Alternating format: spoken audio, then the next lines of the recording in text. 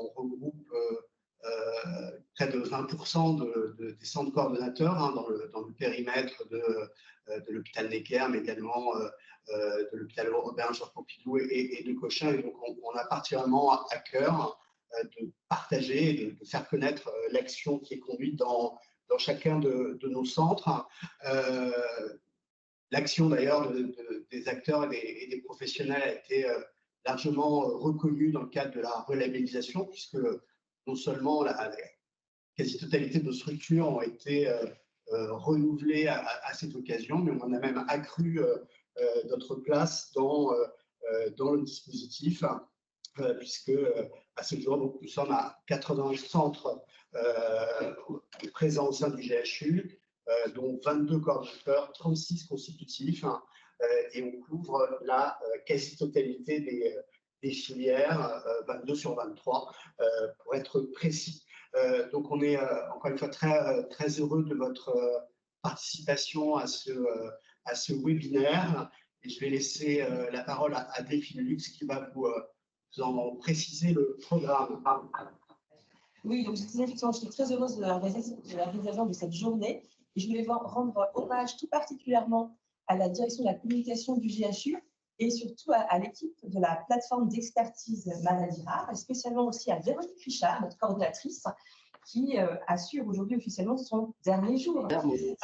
Et rappeler à quel point la plateforme d'expertise maladies rares et son équipe jouent un rôle important pour assurer notamment la visibilité des centres d'expertise, mais également mieux faire connaître les maladies rares auprès de nos partenaires essentiellement de ville.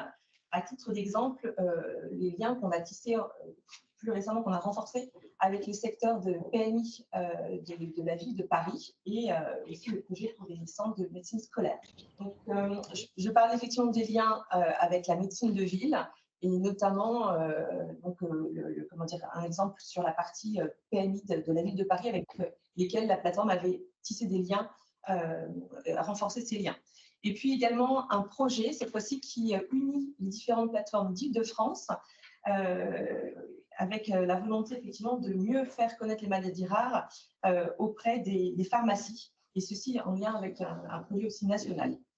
Et enfin, j'ajouterais qu'aujourd'hui, c'est une journée effectivement d'autant plus particulière que nous allons connaître les grandes lignes, l'annonce en tout cas par nos ministres du plan national maladies rares, version 4. Donc, nous sommes impatients d'en avoir l'annonce. Voilà, merci à tous. Bon webinaire. Et puis, je passe la parole à Christine Baudemer, qui est notre présidente de la commission maladies rares du GHU. Bonjour tout le monde. Donc, quelques petits problèmes techniques. On est en direct et c'est le côté humain de nos réunions, où tout le monde s'associe en faisant le meilleur de ce qu'il peut, malgré parfois des difficultés techniques. Alors, je ne vais pas faire perdre trop de temps puisqu'on a pris un petit peu de retard. Simplement, je voulais rappeler que dans le programme, il y aurait au départ une conférence scientifique avec différents représentants de centres de référence qui ont la gentillesse d'être présents et d'exposer des travaux de recherche dans le cadre de leur centre, je dirais aboutis. Le souci étant toujours de revenir vers le patient dans tout le travail qui se fait dans les centres de référence, centres de recherche clinique adossés à des laboratoires de recherche comme l'INEM, Imagine, l'Université, Cochin. Bref, un travail main dans la main des chercheurs et des cliniciens pour avancer et essayer, dans une recherche translationnelle, de revenir aux patients. Donc, l'année dernière, certains centres avaient exposé leurs travaux et nous avons choisi cette année que ce soit des centres différents dans leur thématique afin qu'au fil du temps, chacun puisse exposer où il en est, ce qu'il a fait et des résultats concrets pour les patients de cette recherche dans nos centres de référence.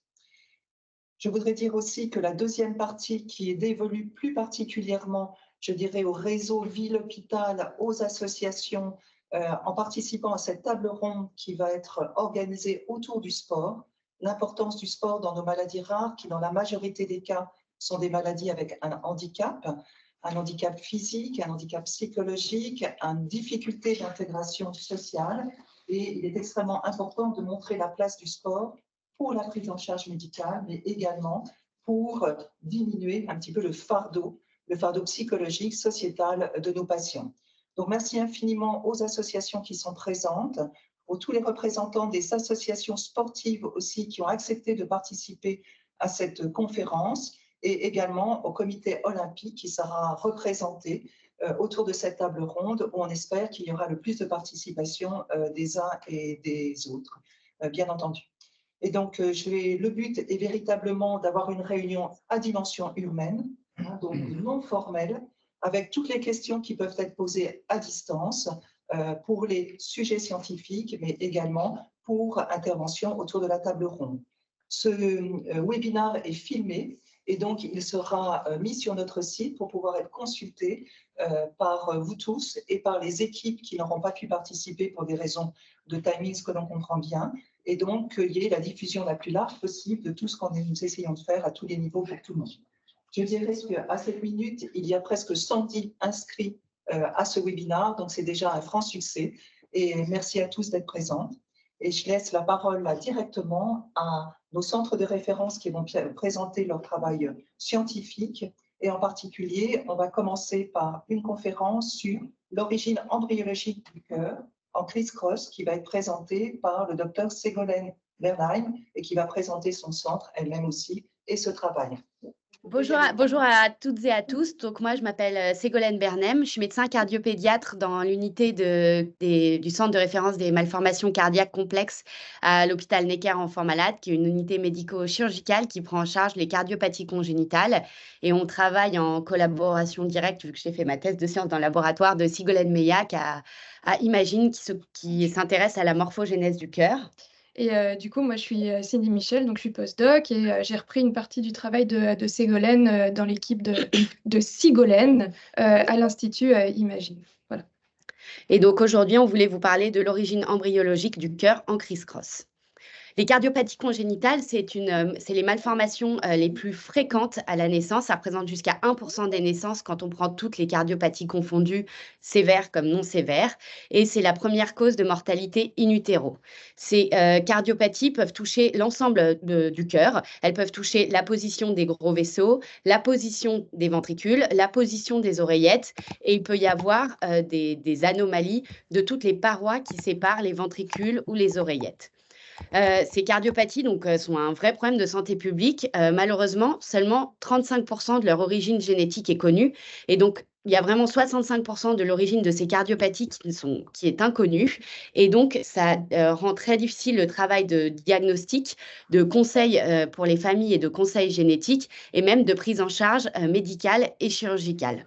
Et donc, pour essayer d'améliorer cette prise en charge globale, on essaye en partenariat entre le centre de référence de Necker et l'hôpital et le laboratoire de l'Institut Imagine de mieux comprendre l'origine embryologique de ces cardiopathies congénitales. Et donc, pour cela, on s'attaque aux cardiopathies un peu une par une. Et la cardiopathie dont je vais vous parler aujourd'hui s'appelle le cœur en criss-cross. Donc, dans un cœur normal, les flux sanguins ne se croisent pas. On a l'oreillette droite ici et le ventricule droit ici. Et le flux de l'oreillette droite va dans le ventricule droit et le flux de l'oreillette gauche va dans le ventricule gauche.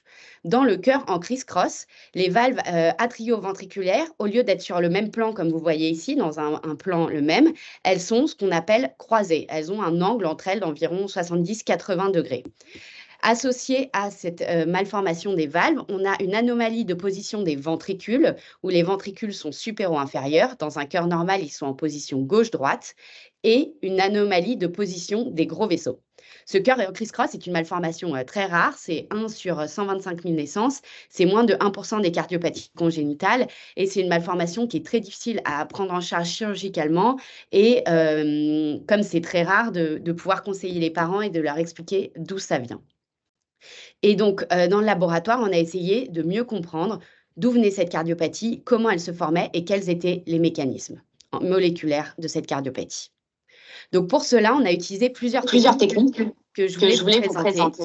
La première, c'est que quand on a utilisé les mutants de souris, des mutants murins, et sur ces mutants, on fait de l'analyse en 3 dimensions, où en fait, on va couper, comme vous voyez, un embryon de souris en parois très très fines, et on va pouvoir le reconstituer en 3D, et ensuite segmenter un par un les segments du cœur embryonnaire pour pouvoir mieux comprendre la morphologie de ce cœur embryonnaire.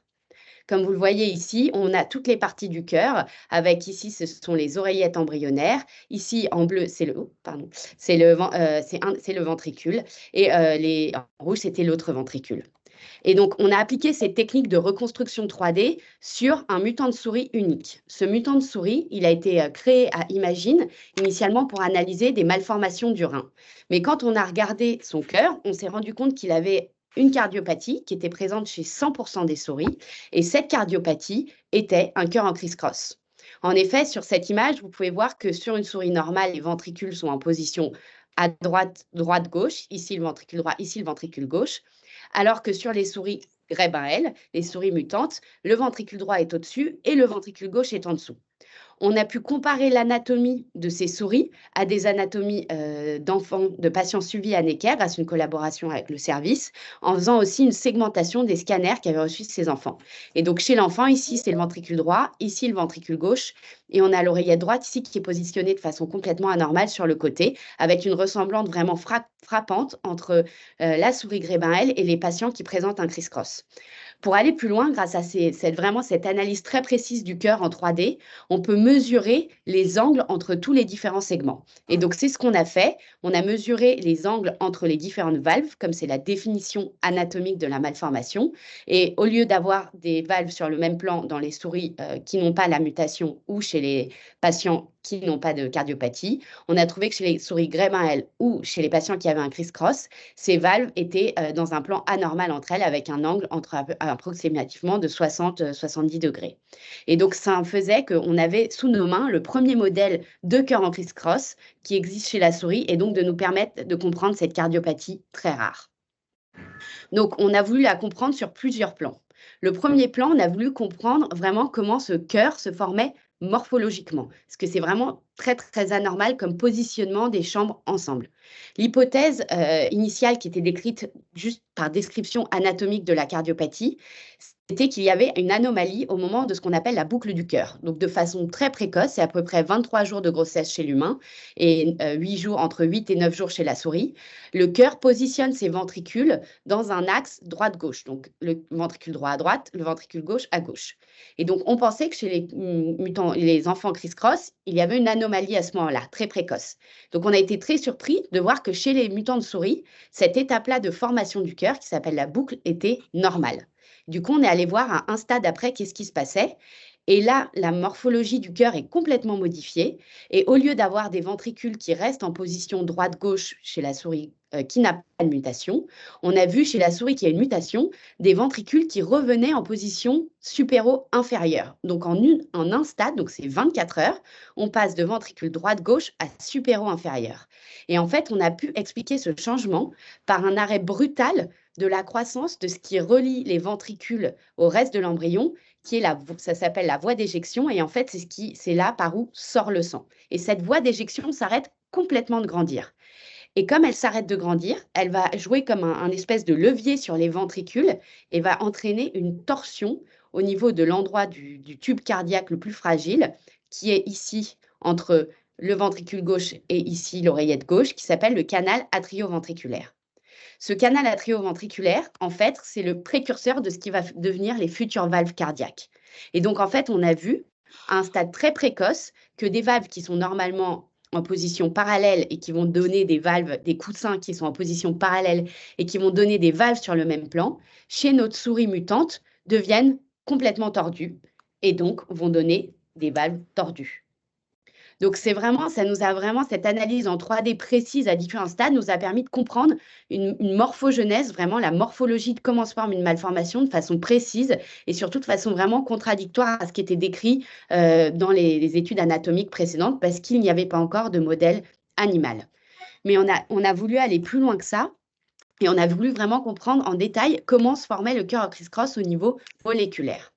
Et donc, pour ça, on a eu appel à une autre technique d'embryologie récente qui consiste à ce qu'on appelle transpariser les embryons, à les regarder encore en 3D et à faire une in situ. Donc, on regarde le produit de l'expression d'un gène et quand est-ce qu'il est exprimé et où de façon très précise. Vous voyez là, chaque point blanc dans l'embryon, ça c'est sa tête. Vous allez voir apparaître le cœur et les progéniteurs du cœur. Chaque point blanc, c'est l'expression du gène Guérin-Hell, donc du gène qui nous intéressait et qui n'était pas très peu décrit précédemment. Donc, on a pu voir exactement où et quand il était exprimé dans l'embryon et surtout dans la région du cœur qui nous intéressait, le cœur et les progéniteurs. Et on a été étonnés parce que là encore, on a vu qu'il était exprimé de façon très tôt, 2 jours en fait chez la souris avant que se produise le changement de morphologie du cœur, au moment où vraiment il y a les progéniteurs du cœur qui sont en action. Et donc, pour aller plus loin dans la compréhension de ce mécanisme, on a réalisé ce qu'on appelle une étude transcriptomique. Donc, on a coupé la région du cœur qui nous intéressait avec ses progéniteurs et on a regardé le produit d'expression des gènes. Et ce qu'on a vu, en fait, c'est qu'il y avait une expression différente entre les souris qui avaient la mutation Graybin-L et donc le cœur en criss-cross et les souris qui n'avaient pas cette mutation. Et cette différence d'expression des gènes se retrouvait sur 2 voies moléculaires. La première, c'était la différenciation des cardiomyocytes. Graybin-L inhibait cette différenciation. Et la deuxième, c'était la biogénèse des ribosomes. Graybin-L promouvait la biogénèse des ribosomes. On a validé ça par des expériences en montrant vraiment le produit d'expression des gènes chez le mutant Graybin-L était vraiment diminué par rapport à la souris qui n'avait pas de mutation. Mais avec cette analyse, on pouvait voir qu'il y avait une différence d'expression des gènes, mais on ne comprenait pas bien comment cela affectait les progéniteurs et donc affectait cette voie d'éjection qui s'arrêtait de grandir. Et donc, pour ça, on a dû faire appel à une toute nouvelle technique qui est très récente en embryologie pour pouvoir comprendre le lien entre les deux dont ma collègue va vous parler. Et donc, voilà, et donc cette nouvelle technique, c'est l'utilisation des organoïdes. Alors, les organoïdes, ce sont en fait des tout petits organes qu'on produit in vitro, qui vont donc nous permettre d'être à l'interface entre des cellules isolées, qui sont un modèle qui est beaucoup trop simplifié pour essayer de comprendre ce qui se passe dans l'embryon, et l'embryon lui-même, qui est un modèle qui est extrêmement complexe et qui est difficile à moduler. Et donc, on a utilisé des organoïdes de cœur. Dans notre cas, on a utilisé des cellules souches embryonnaires de souris qu'on a cultivées in vitro. Et donc, spontanément, elles vont former d'abord un tapis de cellules, mais quand on leur donne les bonnes informations pharmacologiques, quand on les met en présence des bonnes molécules, on est capable de les différencier in vitro en cardioïdes. Donc, spontanément, elles vont former des sphères et elles vont assurer leur fonction cardiaque, qui est donc de battre spontanément, comme on peut le voir sur cette vidéo. Donc là, on ne fait rien du tout, on filme juste le cardioïde tout seul, on le regarde au bout de son protocole de différenciation et on voit très bien qu'il est capable de battre tout seul et qu'il a donc un profil de boule de cœur, en fait. Et en fait, l'idée, c'était d'utiliser ces cardioïdes pour mieux comprendre ce qui se passait dans l'embryon où le gène Graybin-L est invalidé. Donc, pour ça, il fallait qu'on valide le modèle. Et on a aussi invalidé le gène Graybin-L dans les cardioïdes. Donc, dans un premier temps, on a vérifié que le modèle il reproduisait bien les anomalies qui apparaissaient chez l'embryon, donc le défaut de croissance qu'on voyait dans la voie d'éjection. Et c'est ce qu'on voit ici au début du protocole de différenciation, en tout cas. On voit que les cardioïdes qui ont Graybin-L qui est invalidé, ils sont plus petits que les cardioïdes qui sont normaux, ce qui signifie qu'ils ont un défaut de croissance. Et après, leur forme change, ils n'acquièrent pas du tout le même aspect. Et plus grave encore, en fait, ils perdent leur capacité à battre, ils battent plus du tout quand le gène Graybin-L il est invalidé. Et pour comprendre d'où vient cette différence entre les cardioïdes normaux et les cardioïdes où Graybin-L est invalidé, on a voulu suivre à l'échelle moléculaire ce qui se passait dans notre modèle de cardioïdes et on a été regarder l'expression des gènes qui sont caractéristiques de cardiomyocytes immatures, donc les précurseurs cardiaques en rose, et l'expression des gènes qui sont caractéristiques des cardiomyocytes matures en rouge. Et en fait, ce qu'on voit, c'est qu'au début du protocole de différenciation de ces cardioïdes, on a une perte des précurseurs au profit de l'apparition des cellules matures cardiaques. Et dans la suite de la différenciation du protocole, les cardioïdes normaux, ils vont acquérir un profil de cardiomyocytes matures majoritaires, donc ils vont devenir des cardioïdes qui sont capables de battre. Et à l'inverse, quand Graybin-L est invalidé, eh ben, finalement, on reste sur le profil qu'on avait au tout début du protocole de différenciation, on ne change pas. Et en fait, ces petites boules de ces cardioïdes, ils ne deviennent pas des cardioïdes quand Graybin-L est invalidé, à la différence des cardioïdes normaux. Et donc, on a bien un modèle finalement qui est fidèle à ce qu'on voyait chez l'embryon. Et maintenant, l'idée, c'était d'essayer d'établir un lien direct entre la voie de biogénèse des ribosomes, qui est qui a été trouvé comme étant lié au gène Guebin-L dans l'embryon et ce problème de différenciation en cardiomyocytes. Et pour ça, on a donc voulu établir un lien direct en utilisant encore une fois ce modèle de cardioïde et en utilisant des agents pharmacologiques qui vont inhiber la voie de biogénèse des ribosomes pendant notre protocole de différenciation des cardioïdes. Et donc pour ça, on a utilisé les agents pharmacologiques au tout début du protocole de façon très transitoire. Donc les cardioïdes ont été traités uniquement pendant 3 heures avec ce qui s'appelle le BMH21. Et on a observé leur croissance au cours du protocole de différenciation. Et en fait, on voit là encore que quand on inhibe la voie de biogénèse des ribosomes, donc qui est la voie qui est liée au gène Guebin-L, eh ben, on a encore un retard de croissance dans les cardioïdes traités comparativement aux cardioïdes normaux. Et ce retard de croissance, a priori, il est transitoire puisque en suivant, les cardioïdes acquièrent une forme normale plus tard pendant le protocole de différenciation et ils assurent quand même toujours leur fonction. Cette fois-ci, les cardioïdes, ils battent. Et à l'échelle moléculaire, donc quand on regarde le profil de gènes, d'expression des gènes qui vont être liés aux cardiomyocytes immatures et matures, et bien là, encore, on voit que quand on traite avec un agent qui va arrêter la voie de biogénèse des ribosomes de façon transitoire, et bien de façon transitoire aussi, on va pouvoir changer la spécification des cellules vers un profil de cardiomyocyte immature et vers un profil de cardiomyocyte mature. Et en fait, ce phénomène-là, il est transitoire et il est lié au traitement qu'on a fait aussi de façon transitoire, puisqu'après, ce qu'on voit, c'est qu'à l'échelle génique comme à l'échelle morphologique, et ben, finalement, ces cardioïdes, ils sont capables d'acquérir leur destin final, qui était de devenir des cardioïdes qui battent et qui fonctionnent comme ils devaient fonctionner. Et donc voilà, ce qui est l'avantage de ces cardioïdes, c'est que c'est des modèles qui sont extrêmement puissants, qui nous permettent, comme tous les autres organoïdes finalement, d'avoir un regard très précis et qu'on peut utiliser de façon très modulable dans le laboratoire, ce qui n'est pas le cas des embryons, et qui est un modèle qui est beaucoup plus précis et beaucoup plus complexe et beaucoup plus complet que les cellules toutes seules qu'on avait in vitro avant. Donc, pour essayer de vous résumer un peu l'ensemble du projet, on a ce mutant de souris qui est nouveau, qu'on a essayé de comprendre. Et donc, on a regardé à un stade très précoce au moment où le gène de ce mutant de souris est exprimé Guebin-L. Et on trouve qu'il y a une anomalie des ribosomes et de la différenciation cardiaque. Et qu'en fait, les ribosomes vont jouer un rôle majeur dans la différenciation cardiaque, ce qui commence à être une des hypothèses qui arrive dans l'origine des cardiopathies. Mais ça permet vraiment de prouver ça grâce aux organoïdes. Le fait qu'il y ait une anomalie de la différenciation cardiaque entraîne qu'il y a un épuisement en fait des progéniteurs du cœur. Les cellules qui doivent faire du cœur ne sont pas assez nombreuses et le fait qu'elles ne soient pas assez nombreuses et qu'il y ait un épuisement entraîne un arrêt complet de la croissance de ce bout de cœur qui s'appelle la voie d'éjection. Et cet arrêt de la croissance de la voie d'éjection fait effet de levier et entraîne la torsion du tube et des coussins. Et grâce à cette analyse morphologique, on voit que la torsion des coussins explique l'anomalie des valves, la torsion des ventricules, l'anomalie des ventricules, et cette voie d'éjection anormale explique la malformation des vaisseaux.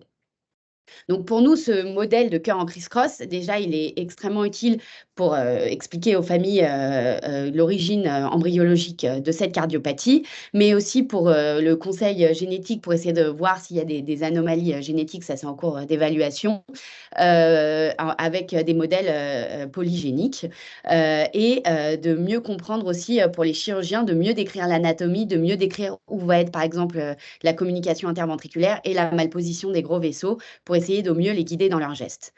L'autre utilité pour nous de ce projet, c'était de montrer que grâce aux nouvelles techniques d'embryologie qui sont toutes très récentes, qui ont toutes moins de 10 ans, l'analyse du cœur en 3D, la transpérarisation des embryons et évidemment les cardioïdes, on espère pouvoir comprendre une grosse partie de l'origine des cardiopathies qui pour le moment est inconnue, en particulier en utilisant ces nouveaux outils que sont les cardioïdes qui nous permettent en fait de moduler de façon plus précise et surtout de tester beaucoup plus de choses que dans les embryons de souris, beaucoup plus d'hypothèses pour essayer de mieux comprendre et du coup de mieux aider nous, les cliniciens et les patients avec leur cardiopathie. Je vous remercie.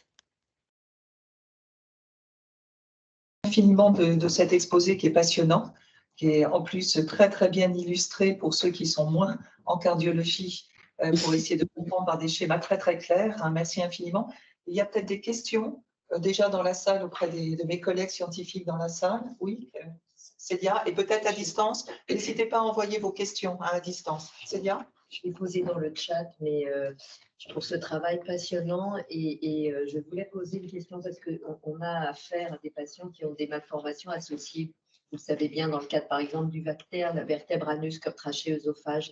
Est-ce qu'on pourrait imaginer qu'il y a un lien génétique entre ce que vous décrivez et les anomalies? Par exemple, je pense à des anomalies des pouces qui ont l'air complètement à part, mais à mon avis, qui sont liées probablement dans le schéma d'organisation, avec même parfois des segmentations. J'ai même un patient qui a des taches de Blaschko, par exemple. Tout ça, on a l'impression qu'il y a un lien. Alors, c'est une super question, surtout que, en fait, donc Gray-Miles, je ne voulais pas eu le temps de tout vous dire, mais ce mutant de souris, en fait, il a des anomalies autres, il a des anomalies du rein, il a des anomalies du système reproductif. Et chez les patients qui ont des mutations Gray-Miles, c'est super intéressant parce qu'il y en a qui n'ont que des anomalies de l'oreille, il y en a qui n'ont que des anomalies du rein, il y en a qui ont les deux, il y en a qui ont des anomalies du cœur. Et donc, c'est pour ça qu'en fait, d'avoir étudié et montré que c'était probablement les ribosomes et qu'en fait, en fonction de peut-être des gènes modulateurs, de l'expression, de la temporalité, en fait, on pouvait avoir vraiment, au début, on s'est dit, mais c'est pas possible que les patients, ils aient que l'oreille, que le rein, Et donc, en fait, en trouvant ce mécanisme moléculaire, on peut se dire qu'en fait, il y a vraiment une modulation de l'expression de ce gène et qui entraîne des défects dans plusieurs partie de l'embryogénèse à différents moments. Et donc, en fait, je pense que dans les cardiopathies congénitales, il y a de plus en plus de papiers qui sortent en disant que les ribosomes, en effet, pourraient être vraiment une très bonne piste pour essayer de mieux comprendre et vraiment à explorer parce qu'en fait, tout va dépendre de la temporalité et la quantité qui va être atteinte à un moment vraiment précis du temps. Merci. Je pense que comme l'a souligné Célia, en fait, c'est un travail qui ouvre des perspectives pour bien plus d'anomalies d'organes que l'organe cœur, puisque la biogénèse des ribosomes intervient embryologiquement pour finalement, probablement, la constitution de tous les organes presque. Donc, en fait, c'est tout à fait une voie très, très, très pionnière et d'intérêt pour tous, qui replace finalement au centre de nos préoccupations l'embryogénèse, pour lesquelles on a énormément avancé dans le moléculaire, mais l'embryogénèse qui a été finalement très portée il y a une vingtaine d'années était passée peut-être moins dans les préoccupations constantes de nos programmes de recherche, alors que tout commence par là finalement, et que c'est donc des modèles d'intérêt, je dirais pour tous, et extrêmement intéressants. Alors moi j'ai beaucoup apprécié aussi le fait que dans le fond il y a du pharmacologique qui a été étudié, et que donc il y a ce souci bien évidemment d'expliquer aux patients, ce qui pour tous les patients qui peut-être sont concernés par des problèmes cardiaques et qui sont peut-être en ligne, sont évidemment d'importance, mais également guider des perspectives thérapeutiques et pourquoi pas in utero peut-être dans l'avenir, si on arrive à dépister au plus tôt ce type d'anomalie. Et ma question est justement, est-ce que in utero, on dépiste très précocement ces anomalies chez l'humain? Alors, c'est une très bonne question. Donc, on peut les dépister précocement. Le problème, c'est que on peut les dépister dès la première écho, certaines anomalies cardiaques. Le problème, c'est que si on voulait traiter, là, par exemple, et qu'on se dit que c'est la voie de biogénèse des ribosomes, c'est à J23 de grossesse. Donc, parfois, la plupart du temps, on ne sait même pas qu'on est enceinte. Par contre, pour moi, toute la problématique, c'est si on réussit à comprendre comment va se former comment va se former la cardiopathie pour faire, du conseil génétique et deux, si on se dit qu'il y a un risque de dire dès que vous tombez enceinte, on fait l'écho, on regarde et donc vraiment d'être plus attentif chez des patients ciblés. Mais sur le tout venant, ça paraît compliqué de dire qu'à J23, on fait des échos morphologiques, ça paraît compliqué. Après, pour moi, vraiment au niveau anatomique, de mieux comprendre l'embryologie, ça permet vraiment, moi je travaille avec les chirurgiens tous les jours, de leur dire, en fait, c'est un problème de la voie d'éjection, donc quand tu vas voir les vaisseaux, ils ne vont pas être pareils sur des maladies qui sont aussi rares. Le cœur en criss-cross, on en voit 1 ou 2 par an à Necker, qui est le centre de référence des cardiopathies. Donc, je pense que même ça peut vraiment déjà aider concrètement dans la prise en charge du malade. Donc, dans le geste chirurgical aussi, comme tu l'as très bien exprimé, et donc ça, c'est l'importance. Tu as dit les personnes à risque, c'est une malformation cardiaque extrêmement rare. Parmi le rare, c'est du très rare, je crois, sous réserve. Tout à fait. Oui, d'accord. Donc, c'est extrêmement rare. Donc, les personnes à risque, il y a une transmission récessive de définie ou voilà, comment on peut définir la personne, la femme enceinte à risque, la famille à risque? C'est une super question aussi. Donc, il y a des familles, le cœur en criss-cross, il y a un ou deux cas décrits de récurrence, mais ça peut faire partie de spectres plus global de cardiopathie, en particulier si je pense qu'on a des spectres de cardiopathie qu'on n'imagine pas encore. C'est-à-dire que ceux, par exemple, qui ont des problèmes des ribosomes, si ça se trouve, ça va faire des criss-cross, mais aussi d'autres cardiopathies qui, pour le moment, on n'associe pas encore, mais si on les comprendra mieux, on pourra mieux les associer et donc mieux définir les personnes à risque. Et c'est aussi les personnes qui présentent d'autres facteurs de risque de développer des cardiopathies congénitales, comme les déficits en folate, comme enfin voilà, toutes les choses qu'on peut faire pour les cardiopathies et les personnes aussi qui elles-mêmes sont porteuses de cardiopathie. Et ça va devenir un sujet très important parce que c'est beaucoup de patientes qui ont une cardiopathie congénitale, qui vont tomber enceintes, qui sont plus à risque de développer, d'avoir des enfants avec des cardiopathies congénitales et qu'il faudra elles aussi qu'on suive de plus près. Super. Donc, je ne sais pas s'il y a d'autres questions sur le chat, Valérie. Non. Ben, c'est un super travail. Moi, je dois dire à quel point, comme l'année dernière, je suis heureuse d'entendre des sujets en dehors de ma discipline, qui est la dermatologie, exposés par d'autres équipes qui nous montrent tout ce qui se fait et qui donnent des idées de collaboration extrêmement importantes. Et le but dans cette journée maladie rare, c'est aussi déjà dans notre GH de mettre en contact les centres et les équipes de recherche les unes avec les autres. Et on n'a pas toujours connaissance de la qualité du travail qui se fait dans des laboratoires, dans des centres. Et c'est le but aussi, en fait, de cette matinée.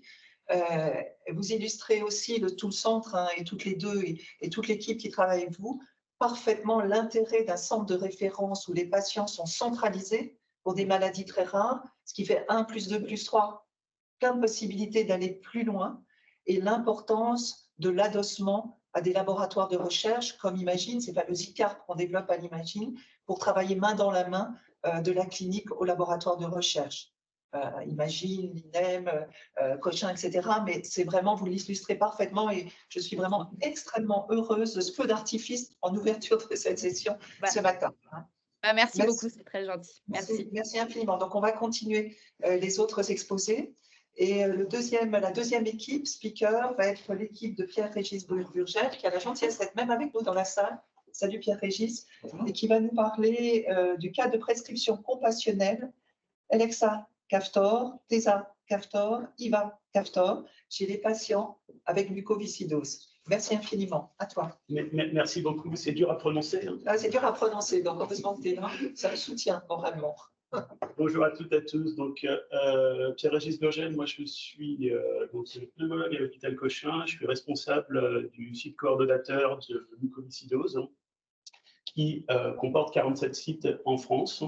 Et donc, l'objectif de la présentation d'aujourd'hui est de vous montrer un petit peu ce qu'on a fait dans le CRMR mucoviscidose avec l'ensemble des centres de mucoviscidose français pour essayer de régler au moins en partie le problème des mutations rares chez les patients qui ont la mucoviscidose, mutations rares qui ne disposent pas des nouvelles thérapeutiques. Donc, c'est un cadre de prescription compassionnelle. On peut passer directement à la diapositive suivante pour vous rappeler un petit peu et vous expliquer un peu de quoi il s'agit. La mucoviscidose, tout le monde connaît le nom. C'est une maladie autosomique récessive qui touche environ 7700 patients en France. C'est une naissance sur 5000 à peu près, et ça représente entre 100 et 160 000 patients dans le monde. C'est une maladie qui est liée à une mutation du gène CFTR, qui code pour un canal ionique qui transporte des ions chlorure, des ions bicarbonate dans les épithéliums. C'est une maladie pour laquelle il y a plus de 2000 mutations qui sont connues, 2100 exactement sont répertoriées. On a donc un réseau de centres maladies rares en France avec 47 centres de mucoviscidose sur tout le territoire et qui communiquent tous ensemble comme dans n'importe quel réseau maladies rares. Diapositive suivante. Donc, la mucoviscidose, c'est une maladie qui n'est pas connue depuis si longtemps que ça. Elle existe bien sûr depuis toujours, mais elle a été identifiée en fait à la fin des années 30, début des années 40. Hein, et à cette époque-là, vous avez ici un graphique qui vous montre la médiane prédite de survie à la naissance. Quand vous naissiez avec la mucoviscidose dans les années 40, hein, vous étiez probablement mort avant l'âge de 1 an. Et puis, il y a eu un certain nombre de progrès qui ont été faits. Ces progrès sont liés au fait que cette maladie, elle pose deux problèmes. Elle pose un problème nutritionnel du fait d'une insuffisance pancréatique et des problèmes pulmonaires du fait d'une infection pulmonaire et d'un mucus visqueux qui donne son nom à la maladie, qui touche les poumons. Et donc, en corrigeant un petit peu ces choses-là, avec des enzymes pancréatiques, une nutrition adaptée, des antibiotiques, de la kinésithérapie respiratoire, on a réussi progressivement sur à peu près 70 ans à monter l'espérance de vie de l'ordre de 40 ans. Mais ça, c'est en traitant exclusivement les conséquences de la maladie. Diapositive suivante. Hein. Maladie qui, malgré tous ces traitements, bien, en fait, restait une maladie souvent mortelle de façon précoce au cours de la vie. Et ici, c'est des chiffres du registre français de la mucoviscidose qui vous montrent le nombre de greffes pulmonaires pour mucoviscidose en France entre 1992 et 2019. Et vous voyez que sur la période, on va dire 2000-2020, on greffe à peu près 80 patients par an pour mucoviscidose. La mucoviscidose était jusqu'à 2019 la première ou la deuxième cause de greffe pulmonaire en France. Diapositive suivante. Alors, si on revient un petit peu à ce qu'est cette maladie, ici, vous avez un diagramme avec, sur la gauche, une cellule épithéliale normale. Et à la surface de la cellule épithéliale, vous avez ces petits cubes bleus qui représentent le canal CFTR qui est à la membrane cellulaire et qui va s'ouvrir pour laisser passer des ions. Le problème, c'est qu'on a énormément de mutations de mucoviscidose et ces mutations vont avoir des effets différentiels sur la structure de la protéine et le fait qu'elle soit à la membrane ou pas à la membrane. Vous avez ici différents types de mutations qui sont classées de classe 1 à classe 5. La plus fréquente, c'est la classe 2, c'est delta F508. C'est à peu près 83% des patients en France. Et vous avez une protéine qui est mal repliée, qui est dégradée dans le réticulum endoplasmique et qui ne va pas à la membrane cellulaire. Et puis, vous avez des fréquences de mutations qui sont plus faibles, mais qui vous amènent sur la droite, les trois cases de droite, à une protéine qui est à la membrane cellulaire, mais qui est moins fonctionnelle. Et puis, 22%, c'est la deuxième case, pas de protéine du tout. Et donc, on voit bien qu'on va pouvoir corriger les troubles de façon différente en fonction des conséquences des mutations sur cette protéine. Diapositive suivante. Hein. Il y a eu un processus de recherche médicamenteuse qui a été fait il y a maintenant une quinzaine d'années. Ce processus a consisté à faire du screening à haut débit sur des dizaines de milliers de molécules qui avaient été synthétisées par les chimistes de l'industrie pharmaceutique.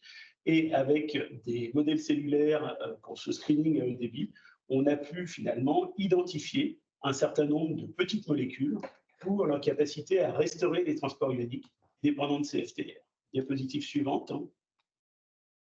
C'est comme ça qu'on a identifié ces molécules qui sont donc des modulateurs de CFTR. Il y en a différents.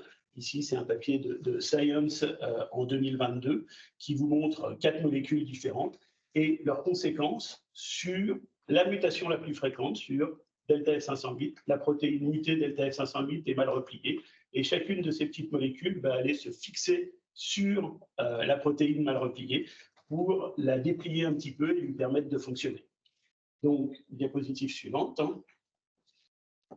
Ça a permis, cette technologie, de cibler progressivement et de développer progressivement ces nouveaux médicaments de la mucoviscidose, avec en 2011, 2% des malades qui étaient éligibles à un médicament qui s'appelle Ivacaftor, qui, pour des gens qui avaient une protéine exprimée à la membrane cellulaire, permettait de restaurer les transports ioniques avec un bénéfice clinique important. En 2015, on a fait une bithérapie parce que la monothérapie ne marchait pas sur la mutation la plus fréquente delta F508 et on avait une bithérapie, Lumacaftor, Ivacaftor, qui marchaient pas très bien, mais qui marchaient chez à peu près 40% des malades qui avaient 2 mutations delta F508.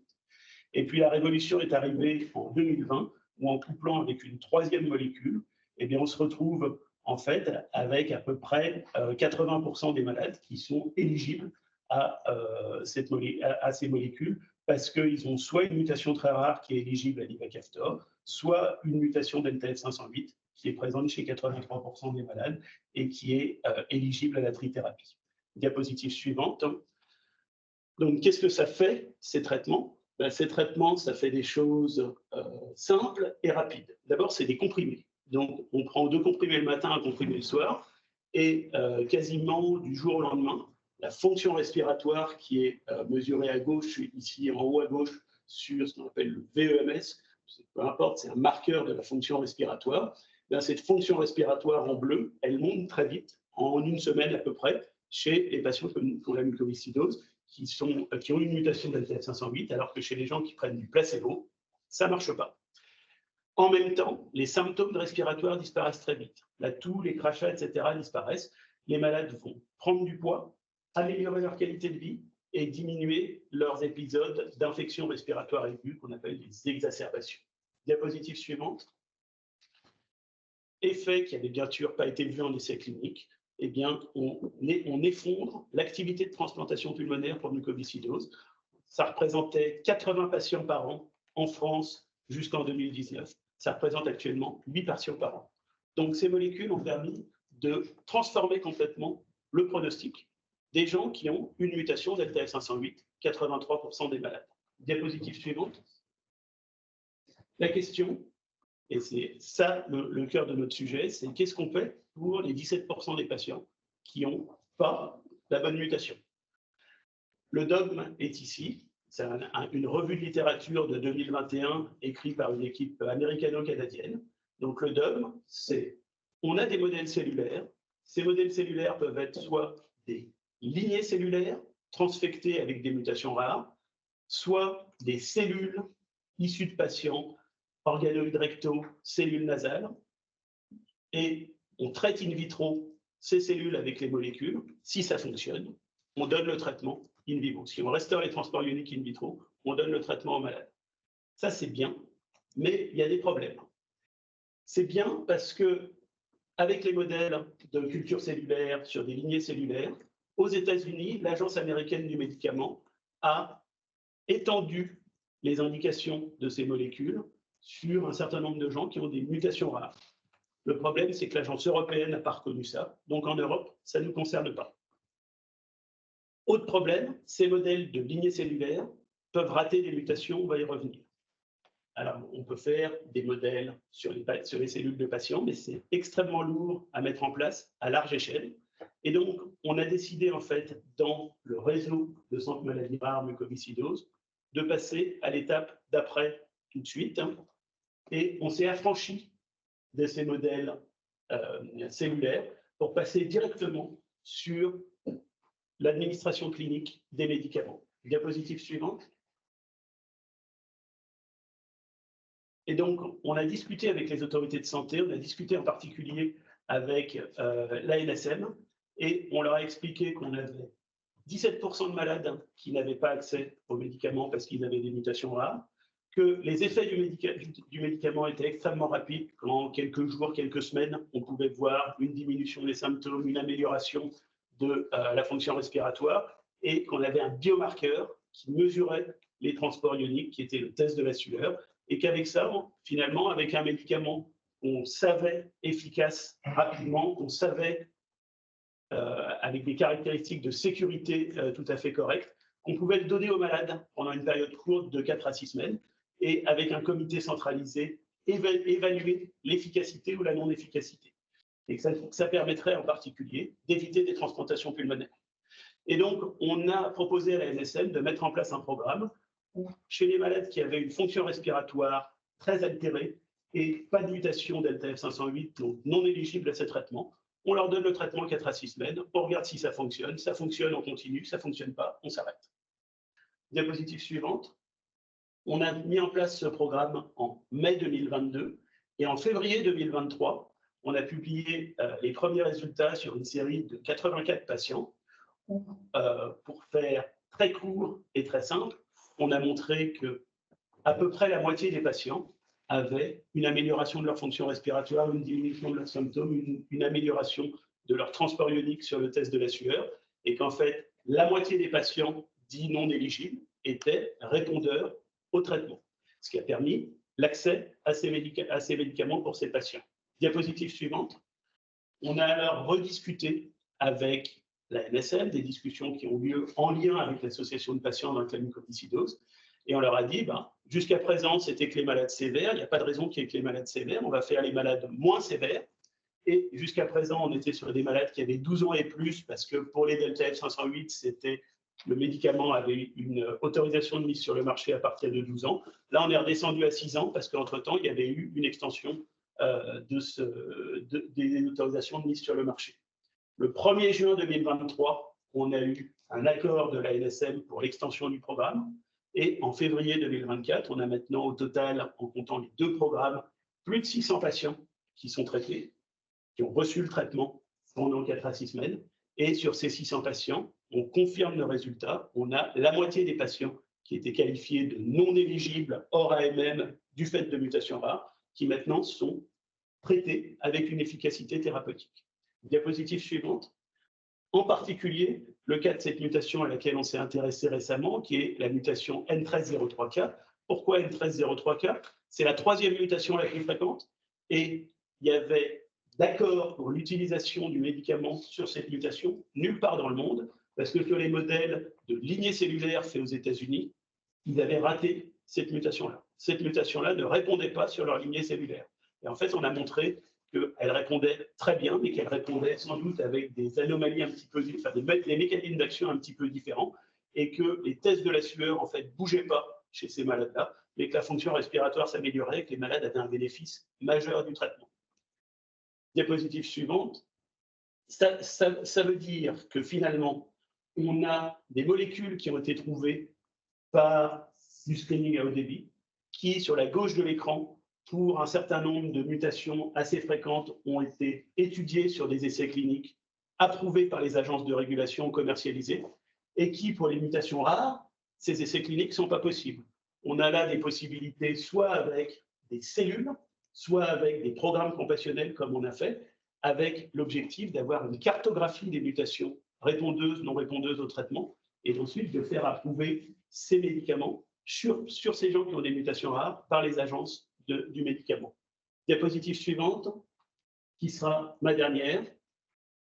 Conséquence de tout ça, le laboratoire qui fabrique ce médicament, qui est le laboratoire Vertex, est actuellement en négociation avec l'Agence européenne du médicament pour faire approuver un certain nombre de mutations rares, une partie fondée sur les données cellulaires in vitro qu'ils avaient obtenues et qu'ils avaient montrées à la FDA, une partie sur des données de programmes compassionnels, en particulier du programme compassionnel français, puisque la mutation N1303K en particulier, pour laquelle il n'y avait aucune donnée in vitro dans le programme américain, qui n'est pas approuvé aux États-Unis, a été incluse dans le programme.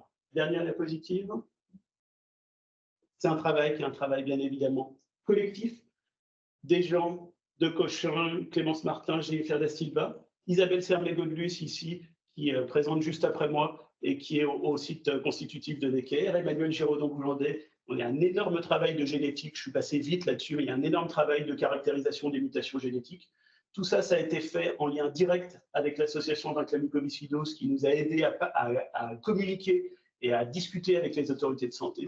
On a eu une qualité d'écoute exceptionnelle et un soutien exceptionnel de la NSM. On dit souvent que ça ne marche pas bien en France avec les agences. Ben là, ça a très, très bien marché.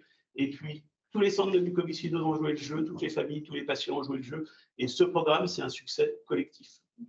Je vous remercie de votre attention. Merci infiniment aussi pour ce très bel exposé et aussi très, très clair. La mucoviscidose est évidemment peut-être la moins rare des maladies rares, compte tenu du nombre de personnes qui sont touchées par cette maladie-là. Et ce progrès thérapeutique est exceptionnel et c'est ce qu'on attend tous dans toutes nos maladies si invalidantes. J'ai plusieurs petites questions à te poser, en laissant le temps, bien sûr, que sur le chat, de nombreuses autres questions soient posées aussi. La première, c'est que, dans le fond, ça montre aussi que ce que l'on pensait comprendre dans des maladies comme la mucoviscidose redemande à être mieux interprété au niveau physiopathologique. Par exemple, tu nous as expliqué que pour ces dernières mutations non reconnues par les Américains, etc., on voyait que les tests à la sueur n'étaient pas modifiés, mais il y a une amélioration de la fonction respiratoire. Donc là, pour moi qui ne suis pas dans le monde de la mucoviscidose, ça ouvre des questionnements sur les mécanismes fins physiopathologiques par rapport à ce qu'on comprenait avant. Ça, c'est la première question. Je vais peut-être toutes les poser, puis tu vas les reprendre les unes après les autres. La deuxième question, et tu nous as dit dès le départ que même pour la mutation en fait la plus fréquente, la F508del, c'est un traitement compassionnel. Non, pour l'instant, c'est approuvé. C'est approuvé. Avec quel coût le traitement représente quel coût? Un coût phénoménal, puisque la valeur faciale du médicament, dont on sait que ce n'est pas forcément le coût réel, est de l'ordre de 200 000 € par an et par patient pour un traitement au long cours. D'accord. Donc, c'est un coût très cher. Ça rejoint la problématique de beaucoup de maladies rares avec ces nouveaux traitements, mais pour lesquels on voudrait que ça soit ouvert à tous, au plus grand nombre, c'est-à-dire bien sûr nos patients en France, mais au plus grand nombre dans nos réseaux qui touchent aussi parfois des pays beaucoup moins favorisés que ce que l'on est, et on devrait remercier tous les jours, malgré nos difficultés, la manière dont on est favorisé. Est-ce qu'il y a des études de coûts qui ont été entreprises pour montrer combien ce coût énorme est contrebalancé par l'économie des greffes de poumons et du suivi au long cours en centre, en milieu hospitalier? Voilà. Est-ce que là, c'est en place? Alors, ça existe, mais clairement, à ce coût totalement surréaliste de 200 000 € par an et par patient, le médicament ne peut pas être coût efficace. C'est impossible. Par contre, il y a d'autres études qui ont été faites qui montrent que le coût de fabrication de ce médicament est de l'ordre de 5 000 $ par an et par patient. Okay. Donc, ça veut dire que ça pose la question de savoir comment on fixe le coût des médicaments et de savoir si les, je ne sais pas combien, 195 000 $ de différence sont justifiés par les coûts recherche et développement, investissement, etc., ce dont on sait que ce n'est pas le cas. Donc ça, je pense que c'est très, très important parce que ça touche toutes nos maladies rares, ça, avec les nouveautés thérapeutiques. Et j'espère qu'il y ait beaucoup d'associations qui soient en ligne là, puisque là, il y a beaucoup de personnes en ligne, et merci beaucoup. On sait que vous êtes là pour nous porter dans ces combats qui sont extrêmement importants pour rediscuter, renégocier le prix de ces médicaments rares, en comprenant bien par ailleurs que les industriels, ce n'est pas des entreprises philanthropiques et qu'il faut bien qu'elles existent aussi. Et il y a quand même un combat à mener et il faut qu'on le mène tous ensemble, bien entendu. Le dernier point que tu as souligné d'importance, c'est la difficulté des protocoles dans les maladies rares. Donc là, on rejoint une problématique aussi commune dans les maladies vraiment rares. Et là, votre mutation particulière, on va dire la mutation non reconnue américaine, c'est comme ça que je vais l'appeler, puisque... N1303K par centinome. Voilà. J'ai peur de déformer, donc je ne veux surtout pas déformer quelque chose de scientifique. Mais voilà, il y a cette problématique. Et là aussi, il faut que, auprès de la NSM, auprès de toutes nos autorités, on soit mieux soutenus dans des protocoles sur nos maladies rares, comme tu soulignes la difficulté. Alors après, pour revenir juste sur la première question sur cette mutation, j'ai dit qu'on avait fait le choix de partir exclusivement sur une approche clinique, mais ça ne nous empêche pas de réfléchir et ça ne nous empêche pas d'avoir des données sur des modèles cellulaires. Et Isabelle Sermet est là, c'est elle qui a développé les modèles cellulaires sur les cellules nasales. Et oui, on a défini sur les données cliniques que la mutation N1303K répondait. Et derrière, l'équipe d'Isabelle, avec ces cellules nasales, a permis d'avancer dans des mécanismes qui font que finalement, la réponse de cette mutation, de cette protéine mutée avec une mutation particulière aux médicaments est différente de la réponse qu'on a avec la protéine delta F508 qui est la plus fréquente.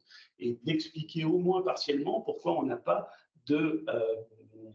d'amélioration du test de la sueur. Après, un élément très important dans ces études, c'est que nous, ce qu'on a fait, c'est essayer de déterminer au niveau individuel chez un malade l'efficacité d'un médicament. ce qui n'a strictement rien à voir avec définir une efficacité globale au sein d'un essai clinique. Et ça, c'est quelque chose qui n'avait jamais été fait pour ces médicaments. Donc ça a une dimension qui est, moi, qui me plaît énormément, c'est aussi de pouvoir partir du patient pour après aller au laboratoire, mieux expliquer sur un concept de preuve chez le patient pour ne pas perdre de temps compte tenu de la sévérité potentielle de ces maladies, de ne pas perdre de temps pour le bénéfice aux patients, sans être limité par d'autres études plus laboratoires avant d'arriver au patient, et pourtant d'expliquer après avec le travail d'Isabelle, qui va peut-être dire un petit mot sur ça, Isabelle, puisqu'elle est en ligne, de pouvoir avancer pour le patient au plus tôt en partant du patient, avec le lien après avec la recherche. Et ça, je trouve que c'est une approche nouvelle finalement dans notre concept scientifique, mais qui est tellement importante pour les maladies rares, pour ne pas perdre de temps quand elles sont aussi sévères que ça, que c'est quand même fondamental. Isabelle, tu veux dire un petit mot? Oui, vous m'entendez? Oui, très bien, très bien. Alors, c'est vrai qu'effectivement, c'est une vraie interaction laboratoire-clinique, puisque effectivement, c'est sur les tests et les organoïdes pulmonaires bronchiques qu'on a développés qu'on a pu voir qu'effectivement, il y avait, outre les mutations qui avaient été acceptées aux États-Unis, des mutations qui répondaient. Et on a pu, grâce à ces tests, avoir à peu près une bonne quinzaine de patients qui ont pu avoir un essai véritablement compassionnel, qui ont montré qu'en effet, il ne fallait pas se restreindre à cette liste de mutations. Et c'est ça, finalement, qui a permis ensuite, avec l'association, avec le CRMR et Pierre-Régis et VLM, de pouvoir finalement accéder à ce programme dit compassionnel. Et c'est vrai que là, véritablement, ensuite, on a pu avoir des cellules de patients pour pouvoir évidemment expliquer le mécanisme de certaines mutations, dont en particulier la MI303K. Mais c'est véritablement un exemple d'aller-retour laboratoire initialement pour pointer des choses qui pourraient être bénéfiques aux patients, accéder aux patients, par le patient très rapidement à ces thérapies. Et puis maintenant, on en est surtout à évaluer les patients qui ne répondent pas à ces traitements et à trouver d'autres solutions, comme par exemple les oligonucléotides antisens ou des molécules qui puissent augmenter l'efficacité de Kaftrio. Donc, véritablement, c'est un vrai partenariat clinico-laboratoire, si je puis dire, avec en utilisant des modèles dérivés de patients, comme on l'a dit à la précédente présentation, en particulier des organoïdes et des modèles plus complexes. C'est super. D'autres questions? Valérie sur le oui? Vas-y, Bertrand. D'abord, bravo Pierre-Régis et Isabelle. C'est un exemple absolument extraordinaire, je trouve, de collaboration clinique, laboratoire fondamental, essai clinique personnalisé. Et avoir fait bouger aussi vite nos chères autorités, je trouve ça absolument remarquable. Donc vraiment, bravo. J'avais une question sur l'atteinte des autres organes dans la mucoviscidose. La trithérapie, on discute un peu en aparté, semble avoir moins d'effet sur d'autres organes comme le pancréas, le foie, je ne sais pas. Pour quelles raisons ça peut avoir un effet aussi spectaculaire sur le poumon et moins sur d'autres organes? Alors, il est possible, il y a plusieurs éléments. Il est possible que la réponse ces médicaments, finalement, restaure les transports ioniques. Ah, ben il est possible que cette restauration des transports ioniques soit compartimentalisée dans l'organisme et ne se fasse pas de la même façon dans tous les organes. Ça, c'est la première chose, mais ce n'est pas forcément l'élément le plus important. L'autre élément, c'est que finalement, la question, c'est induit du dommage d'organe, et du dommage d'organe qui, dans un certain nombre de situations, est définitif.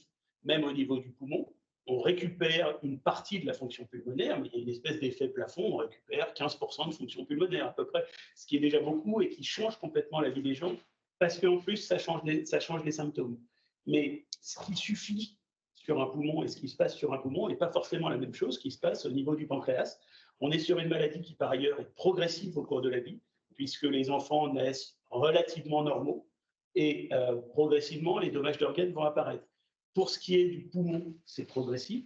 Pour ce qui est de l'insuffisance pancréatique exocrine, par exemple, elle est largement installée à la naissance, sauf qu'il y a des données qui demandent confirmation, mais qui montrent quand même que quand on traite des adultes atteints de mucoviscidose avec ces médicaments, l'insuffisance pancréatique régresse jamais, mais que par contre, quand on traite de très jeunes nourrissons avec ces médicaments, eh bien, dans un certain nombre de cas, l'insuffisance pancréatique peut régresser. Donc, il y a peut-être une fenêtre de tir aussi, et c'est une question de dysfonction d'organes installés, pas installés.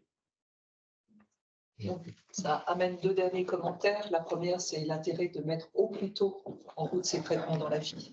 Au plus tôt, d'abaisser la limite d'âge pour pouvoir éviter les complications.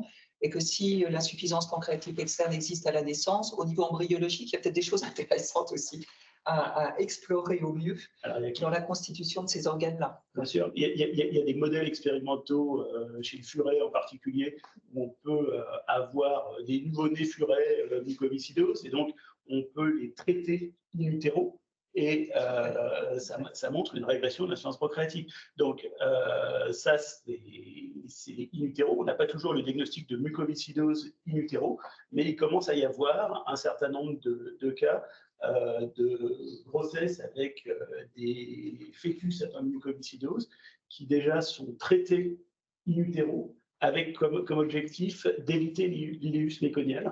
Et on évite l'ileus méconial en traitant la femme enceinte qui n'est pas malade pendant la grossesse pour atteindre le fœtus malade.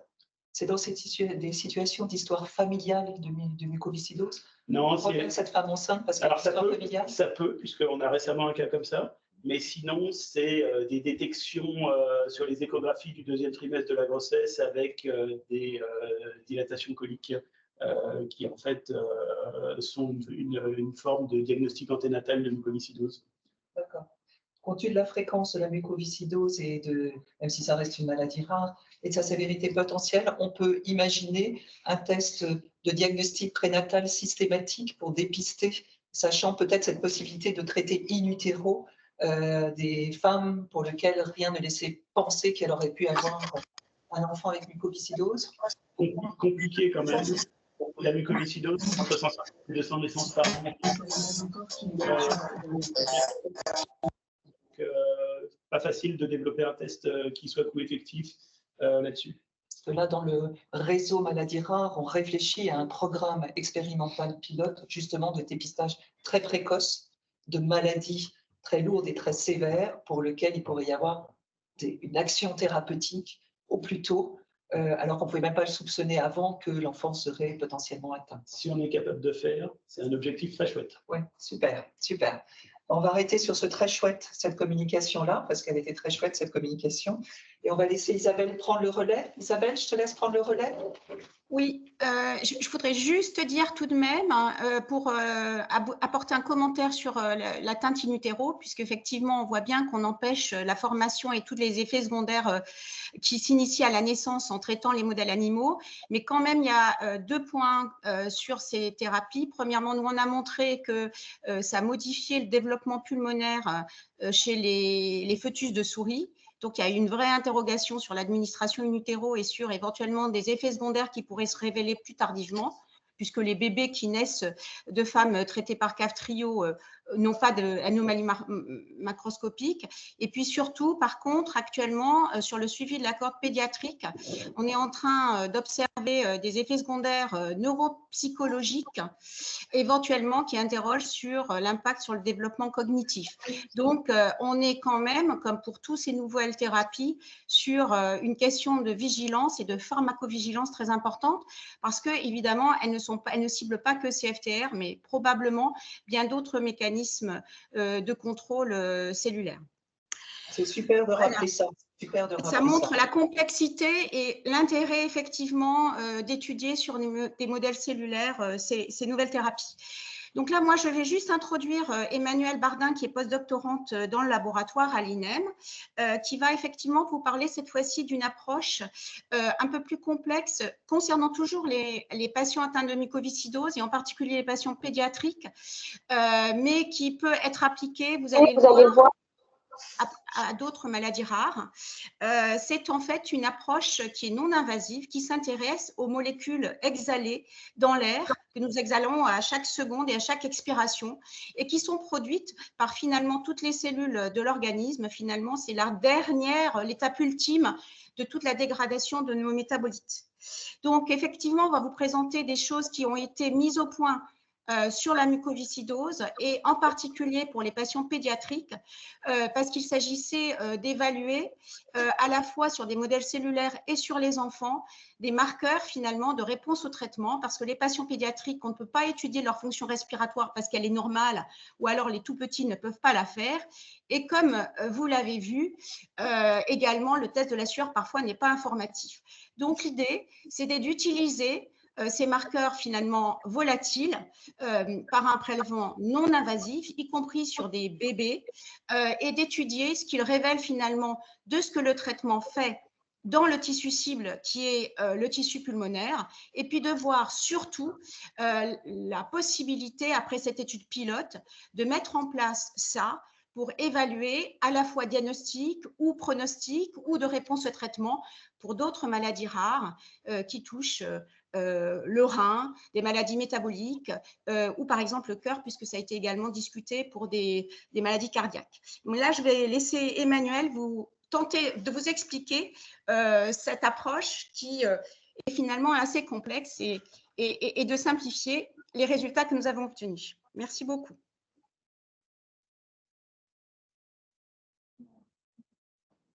Merci Isabelle pour cette introduction. Donc, je prends le relais et ça s'enchaîne très bien effectivement avec la présentation de Pierre-Régis.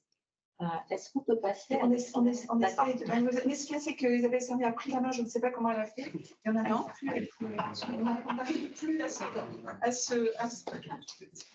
D'accord.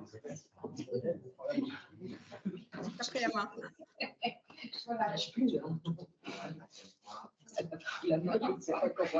Isabelle, quand même, t'exagères de prendre la main comme ça. J'ai rien fait, j'ai juste baissé la main que j'avais levée. Ça montre le dynamisme. Détermination. Rends la main, Isabelle. Bah, j'ai rien fait là.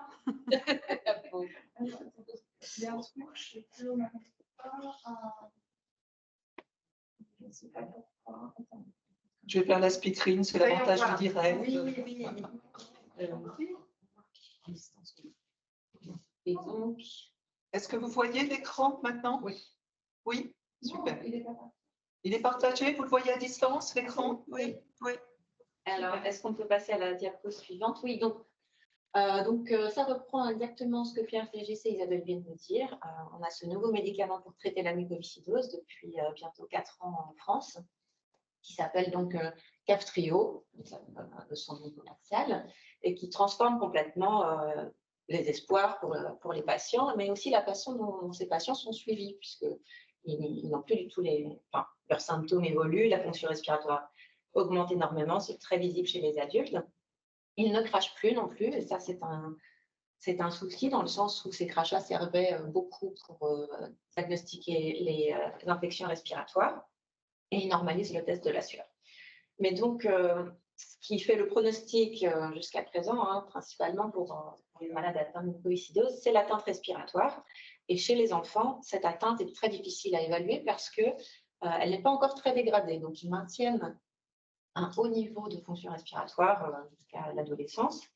Et donc, l'effet d'un médicament tel que le Kaftrio, par exemple, n'est pas toujours évident sur l'atteinte respiratoire. Et c'est pourquoi nous sommes partis donc, de cette problématique pour essayer de développer de nouveaux outils et de nouveaux biomarqueurs. Des biomarqueurs d'une part ultra précoces, qui permettraient par exemple d'évaluer la réponse à un traitement de façon dès les premiers jours de traitement, et également non invasif, très important puisqu'on travaille avec des enfants, que ce soit bien accepté. Et puis surtout, on voulait que ça représente les poumons. Et donc, on est parti sur, comme l'introduisait Isabelle, l'analyse de l'air expiré. Voilà. Donc, l'air qu'on expire, c'est principalement de l'azote, un petit peu de dioxygène, puisqu'il en reste. Et on expire également de l'humidité. On élimine le dioxyde de carbone qui est produit par notre corps. Et quand on a enlevé tout ça, il reste à peu près 1% du volume de l'air qui est expiré et qui est constitué de, diapo suivante, de ce qu'on appelle des composés organiques volatiles. Donc en anglais, on les appelle des VOC, pour Volatile Organic Compound. Et ça constitue en réalité des métabolites volatiles.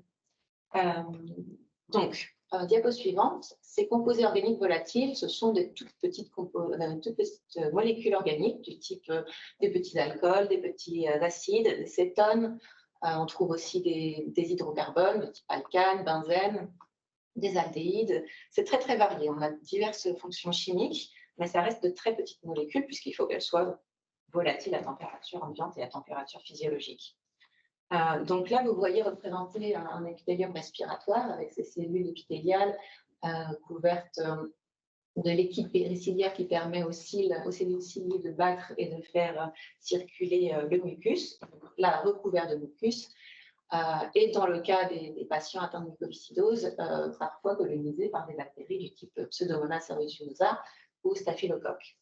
Donc, les VOC que l'on détecte dans l'air expiré peuvent provenir de multiples sources. Donc, tout d'abord, on a évidemment les VOC qui sont relargués par les cellules de l'épithélium, mais également par le mucus et puis par le liquide périciliaire qui le recouvre. Donc, on a déjà un mélange assez complexe. S'ajoute à cela les VOC qui sont produits par les bactéries qui peuvent coloniser le mucus. Donc, ça complexifie le signal, mais en même temps, ça apporte des informations sur de potentielles infections. Et ensuite, on a également des VOC qui peuvent provenir du système sanguin. Donc, ils peuvent être produits par d'autres organes et être transportés jusqu'au poumon par le sang et être éliminés par le biais des cellules épithéliales dans l'air exhalé. Et enfin, on a une autre source de VOC, qui n'est pas des moindres, qui est en fait l'air ambiant, l'air que nous respirons, puisque cet air-là est loin d'être propre. Et donc, on a toutes sortes de contaminations qui peuvent être volontaires, du type tabac. Ça peut provenir aussi de ce que l'on mange, ça affecte énormément l'air que nous expirons, mais ça peut être des pollutions, que ce soit des pollutions atmosphériques ou bien des pollutions intérieures, comme par exemple les vernis, les peintures, tout ça, ce sont des molécules qu'on respire et qui sont retrouvées dans l'air qu'on expire. Donc, diapositive suivante. Donc, l'air exhalé est déjà utilisé en clinique pour faire des tests bien précis. Par exemple, il existe un test pour détecter les infections à Helicobacter pylori, pardon. Et donc, ce test consiste à faire boire une solution d'urée qui est marquée isotopiquement. Et si la bactérie est présente dans le système digestif, elle va métaboliser cette urée marquée et produire du CO2 qui sera marqué et qui va être éliminé via les poumons dans l'air exhalé. Et donc, en collectant l'air exhalé et en l'injectant dans une petite machine, on peut détecter ce CO2 marqué et donc diagnostiquer ces infections. C'est un principe un petit peu équivalent sur la diapo suivante pour détecter l'intolérance au lactose. Donc, comme vous le savez probablement, on administre un sucre, une solution très sucrée aux personnes qui sont susceptibles d'être intolérantes. Et en fait, si en cas de malabsorption de ces sucres, ce sont les bactéries qui vont métaboliser ces sucres et donc elles vont produire un excès d'hydrogène et de méthane qui va pouvoir être détecté dans l'air exhalé de la même façon. Donc, ça, ce sont des tests qui sont cliniquement disponibles, mais il y a également énormément de recherches dans ce domaine, et en particulier dans les maladies respiratoires. Donc, ici, c'est un exemple dans le cas du cancer pulmonaire, en utilisant un nez électronique. Donc, cette fois-ci, on utilise des senseurs électrochimiques qui vont réagir à la présence de certaines molécules, mais de façon, disons que ça ne permet pas d'identifier les molécules qui vont être exhalées, ça permet juste de produire un signal. Donc, on va avoir un signal composite issu de la réaction de ces différents senseurs. Et donc, ici, dans le cas de cette étude, ils ont observé que le signal qui était détecté sur ce nez électronique était différent pour les patients qui avaient une tumeur maligne au poumon par rapport aux patients qui avaient une tumeur bénigne. Donc, ça permet un diagnostic quasi instantané de ce genre de tumeur. Ils ont ensuite pu stratifier le niveau de ces cancers en détectant une signature différente chez les patients qui étaient à un stade précoce par rapport aux patients qui étaient déjà à un stade où la tumeur était avancée. C'est aussi une approche qu'on peut appliquer pour prédire la réponse au traitement. Donc là, sur un cas de cancer équivalent, et toujours en utilisant un nez électronique, ils ont analysé l'air expiré des patients avant de leur administrer un traitement contre le cancer, anti-PD-1. Et donc, ils ont observé que les patients qui étaient répondeurs au traitement, ici en vert, se regroupaient, avaient une signature dans leur exhalé qui était commune et qui permettait de prédire qu'ils allaient pouvoir bien répondre à ces traitements. Et donc, ça permettrait à terme, ce genre d'approche, d'éviter de traiter des patients qui, de toute façon, ne répondraient pas à un traitement et pour qui il pourrait y avoir des effets secondaires néfastes.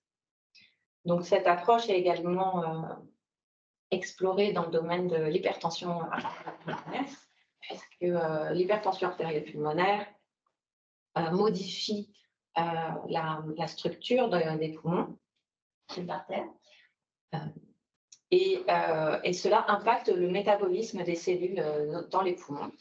Et tout cela a des conséquences sur le métabolisme des cellules et donc sur les métabolites qui sont produits par ces cellules, et notamment sur les métabolites volatiles qui peuvent être détectés dans l'air expiré. Donc là, dans cette équipe du professeur Humbert, travaille beaucoup sur cette thématique, et ils ont notamment montré, encore une fois, en utilisant un électronique, qu'on pouvait détecter une signature d'air expiré différente chez les malades par rapport aux personnes saines, non malades. Mais donc, cette approche est également explorée dans d'autres domaines, et notamment dans des maladies non respiratoires plus rares, la maladie de Crohn, par exemple. Il y a également des études qui tentent de diagnostiquer les prééclampsies, puisqu'apparemment, ça induit des changements dans l'air expiré qui peuvent être détectés, et toute une gamme de maladies métaboliques rares qui peuvent se traduire par des dérégulations métaboliques qui se manifestent également à l'échelle des cellules épithéliales dans les poumons. Et donc, notre projet... Ah pardon, d'abord oui, là pour l'instant je vous ai montré des exemples principalement sur les adultes, mais c'est également une approche qui est très prometteuse, notamment en pédiatrie, puisque c'est une approche totalement non invasive. Et donc aux États-Unis, il existe déjà un test qui s'appelle OSENS pour diagnostiquer l'ictère chez les nouveau-nés, et qui est basé encore une fois sur la détection d'un ROC spécifique, le dioxyde de carbone. Et donc, voilà, il y a d'autres recherches très actives, notamment pour détecter les infections pulmonaires. Et donc, cette étude canadienne a notamment analysé l'air expiré de patients atteints de mucoviscidose avec ou sans infection au staphylocoque, et ils ont pu les séparer sur la base de la composition de l'air expiré en utilisant encore une fois un nez électronique. Donc, nous, ce sur quoi nous travaillons au CRMR, mucoviscidose et maladies apparentées de Necker, nous développons des outils pour analyser l'air exhalé, et donc nous travaillons sur une population mucoviscidose en essayant de caractériser les différences dans l'air expiré avant et après initiation de ce médicament Kaftrio qui transforme la vie des patients. Donc, nous analysons l'air expiré avant le début du traitement, ce que j'ai appelé M0, et on l'analyse de nouveau dès la première semaine de traitement, puisque, comme le disait Pierre-Régis, les effets sont spectaculaires et dès les premiers jours, les patients voient des changements. On l'analyse encore une fois à 1 mois de traitement, puis 3 mois et 6 mois, afin d'évaluer si les potentiels changements observés sont pérennes, ou bien s'il s'agit d'effets transitoires. Donc, cette étude est en cours. Elle a été initiée grâce au soutien de la PHP via une grande CRC et également avec l'aide de Vaincre la mucoviscidose. Et jusqu'à présent, nous avons inclus 56 enfants. qui est important pour les maladies rares comme c'est le cas ici. Et ces enfants ont entre 2 et 15 ans. Il s'agit beaucoup d'enfants qui sont donc éligibles au traitement, mais depuis qu'il y a eu ce programme d'accès générationnel, on a pu également inclure des enfants qui testaient le médicament et pour lesquels le médicament a marché ou pas. Donc ça, c'est aussi un aspect intéressant. Donc, pour cette étude, nous avons utilisé 2 technologies différentes que je vais vous présenter brièvement. Donc, une technologie qui s'appelle PTR-MS, donc c'est un spectromètre de masse qui permet l'analyse en temps réel de l'air expiré. Donc, nous avions loué cette machine grâce à un financement de Vaincre la mucoviscidose. Elle était ici au CRCM de Necker pendant plusieurs mois l'année dernière. Et donc, elle a permis l'analyse en temps réel de l'air qui était expiré, par exemple, de cette jeune patiente. Vous voyez sur l'écran de l'ordinateur un graphe avec tout un tas de pics rouges. Donc, tous ces pics représentent un VOC qui est détecté instantanément dans l'air expiré à ce moment-là par la patiente. La deuxième technique utilisée n'est pas une analyse en temps réel. Il s'agit de faire une collecte grâce à cet appareil qui s'appelle un Reciva. Donc, l'appareil est connecté, ça permet d'alimenter le patient en quelque sorte avec de l'air médical et en même temps donc, de stocker et de concentrer les molécules exhalées sur des petites cartouches telles que celles-ci, qui sont des pièges adsorbants. Et donc ça permet d'avoir des échantillons plus concentrés, puisque un des problèmes de l'air exhalé, c'est que, comme je vous le présentais au départ, ça ne contient que 1% de VOC, et donc c'est très dilué. Ces cartouches sont ensuite analysées en laboratoire. Donc dans notre cas, nous utilisons une GCMS, donc chromatographie en phase gazeuse couplée à un spectromètre de masse. Et donc, ça produit des signaux très complexes, comme vous pouvez le voir sur la diapo suivante.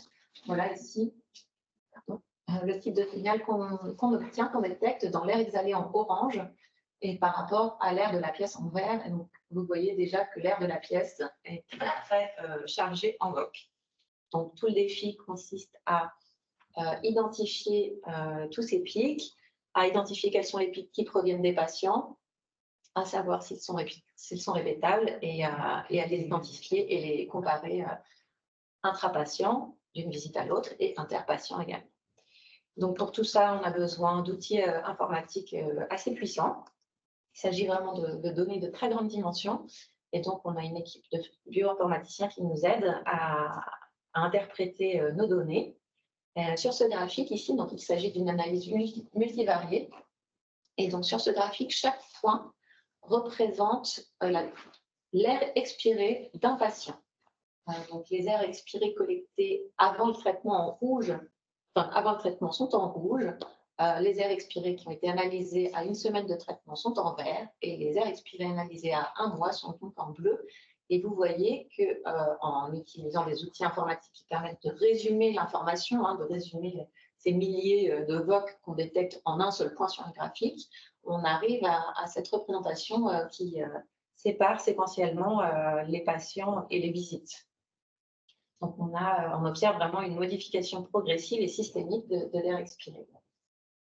Sur cette base, on cherche à identifier quels sont les VOC qui contribuent à cette séparation entre les visites. Et donc, on en identifie un certain nombre.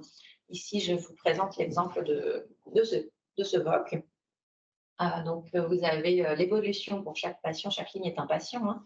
Et donc, vous avez tout à gauche l'intensité de ce VOC dans l'air médical. Et donc, ensuite, chez les patients avant traitement, puis on a une forte augmentation dès la première semaine de traitement et on a déjà atteint un équilibre, une stabilisation dès la première semaine de traitement puisqu'on ne voit pas d'augmentation. Enfin, disons que l'augmentation est plus modérée à 1 mois de traitement.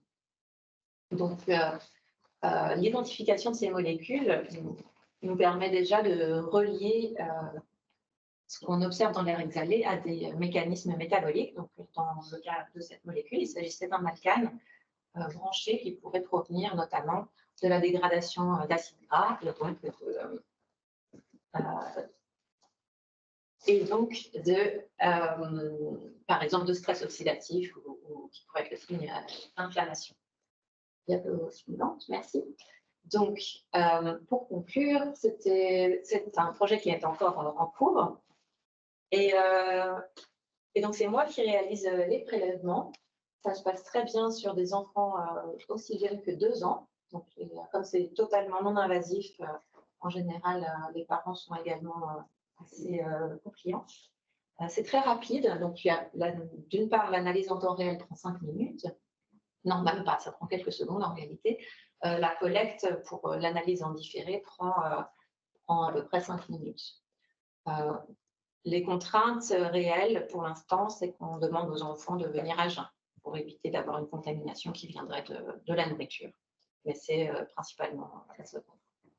Donc, on a observé que l'air expiré était très riche. On a détecté plusieurs centaines de VOC dans l'air expiré et on a pu en identifier un certain nombre. Et on a vu qu'ils étaient modifiés dès la première semaine de traitement, donc ce qui constituerait pourrait apporter des informations vraiment très précoces sur l'effet du médicament. Et donc actuellement, nous travaillons à poursuivre, diapositive suivante s'il vous plaît, à poursuivre ces collectes d'échantillons et ces analyses. Actuellement, nous sommes sur des enfants qui sont entre 2 et 5 ans. Et nous allons bientôt initier la collecte sur des enfants entre 1 an et 2 ans qui vont commencer un médicament, une version précédente du Kaftrio, moins performante, mais sur lesquelles il y a plus de données, qui est déjà autorisée pour les 1 an. Nous souhaitons adapter ce système pour pouvoir analyser l'air exhalé sur des bébés. Ça, c'est une collaboration en cours avec une équipe belge.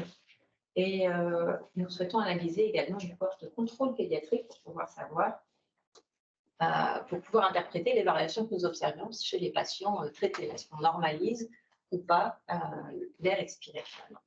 Et donc, voilà, à terme, c'est une approche qui pourrait s'appliquer à d'autres maladies, et notamment des maladies respiratoires, infections, asthme, mais également des maladies rares, pulmonaires ou métaboliques. Et donc, c'est vraiment une approche qui est très personnalisée et qui est très adaptée pour les maladies rares. Voilà, je vous remercie. Merci beaucoup. C'était très, très complet de ce travail en cours qui doit se poursuivre pour avoir toutes les applications concrètes et pratiques. Tout à fait. Et on retient le terme de individualisé, comme tout à l'heure dans ce qu'évoquait Isabelle. Donc, c'est la médecine la plus individualisable possible pour être bien spécifique de chaque patient. C'est évidemment ce qu'on souhaite quand c'est possible.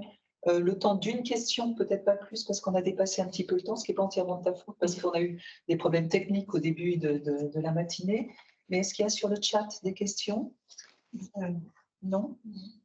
La question qui se posera, c'est probablement celle de la spécificité, de la sensibilité. On a une question de Mme Karoubi qui demande: avez-vous testé des modifications d'air exhalé sur des traitements d'aérosols d'ATB contre PA ou staph? Antibiotiques. A-t-on fait des rapprochements de cette étude avec la détection de cancer par des chiens, qui me semble est aussi une méthode employée, avec une comparaison des mécanismes de détection? Alors, non, ce n'est pas ce que nous, on a testé actuellement, c'est vrai. Mais ça fait partie des pistes à explorer. Quel est l'impact des autres traitements sur l'air exhalé? Quel est l'impact des infections? Voilà, une application possible chez les populations mucoses, ce serait de la détection d'infections. Encore une fois, très pertinente chez les enfants qui ne se traitent pas de mucus et qui ont du mal à cracher. Super, donc plein de promesses d'avenir et d'intérêt à poursuivre. Merci infiniment. On va passer à la dernière communication qui, cette fois-ci, va toucher le rein, avec les projets de thérapie innovante pour les maladies glomérulaires et héréditaires. Et c'est Bertrand Bellman qui va nous parler. Pardon, c'est Bertrand et Guillaume Durval. Excusez-moi, tous les deux. Faire ce topo. Merci à tous les deux. Bonjour, merci tout le monde. Donc, on va vous présenter avec Guillaume un travail sur les maladies rénales.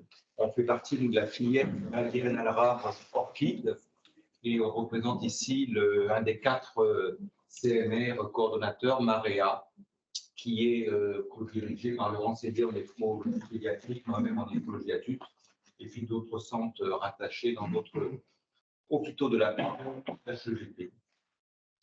Alors, il y a de très nombreuses maladies génétiques rénales, plus de 200. On va se focaliser aujourd'hui sur le syndrome d'Alport, qui est une maladie du glomérule, qui est le filtre qui permet de faire l'urine primitive, on va montrer là, et qui, en cas de mutation des gènes responsables, entraîne le passage de sang dans l'urine, de protéines, et progressivement une insuffisance rénale qui conduit les patients atteints plus ou moins précocement vers l'insuffisance rénale terminale nécessitant la dialyse ou la greffe à 25 ans en moyenne, mais parfois plus tôt vers 15 ans, parfois beaucoup plus tard, jusqu'à 60-70 ans. En dehors de l'atteinte du filtre rénal, il y a une atteinte de l'oreille qui donne dans près d'un cas sur deux une surdité de perception assez sévère puisqu'elle nécessite un appareillage parfois dans l'enfance et peut gêner les acquisitions scolaires. Il y a également une atteinte oculaire qui, en général, n'a pas beaucoup de traduction clinique. Suivante. C'est un mode de transmission complexe qui donne beaucoup de travail à Guillaume Dorval en génétique ici à Necker, puisqu'il y a 3 modes de transmission liés à l'X, le plus fréquent, autosomique dominant, de plus en plus souvent rencontré, autosomique récessif, en raison de l'existence de 3 gènes du collagène 4 situés soit sur le chromosome X, soit sur le chromosome 2. Diapositive suivante. La sévérité est assez variable, puisque dans les formes liées à l'X, les hommes vont toujours arriver au stade d'insuffisance rénale terminale, les femmes uniquement dans à peu près un quart des cas. Les formes récessives sont les plus rares, mais les plus sévères, et les formes dominantes, de plus en plus reconnues, ont un pronostic bien meilleur, mais difficile à prédire chez les patients. Diapositive suivante. Alors, une première partie du travail que l'on réalise depuis quelques années est d'établir une cohorte grâce au soutien des cohortes radicaux. C'est une des 16 cohortes qui avait été retenue initialement. Et on a fait une base de données nationale pour l'instant avec un peu moins d'une quarantaine de centres en France. Diapositive suivante. Actuellement, on a un peu plus de 600 patients inclus pour cette maladie très rare, ce qui est pas mal, avec une répartition démographique assez classique, des maladies liées à l'X surtout, récessives plus rares et autosomiques dominantes, et encore certaines familles pour lesquelles le mode de transmission est incertain, ce qui nécessite un travail de génétique moléculaire à poursuivre. On étudie l'évolution naturelle de la maladie dans ces différents groupes génétiques, et un des points qu'on regarde, c'est la sévérité, l'âge arrivé en insuffisance rénale terminale, selon le mode de transmission génétique. Vous voyez, entre 26 ans et 49 ans, selon les formes de mode de transmission pour la survie rénale moyenne dans cette maladie. Diapositive suivante. Alors, cette maladie est en recherche de traitement, comme de très nombreuses maladies rares.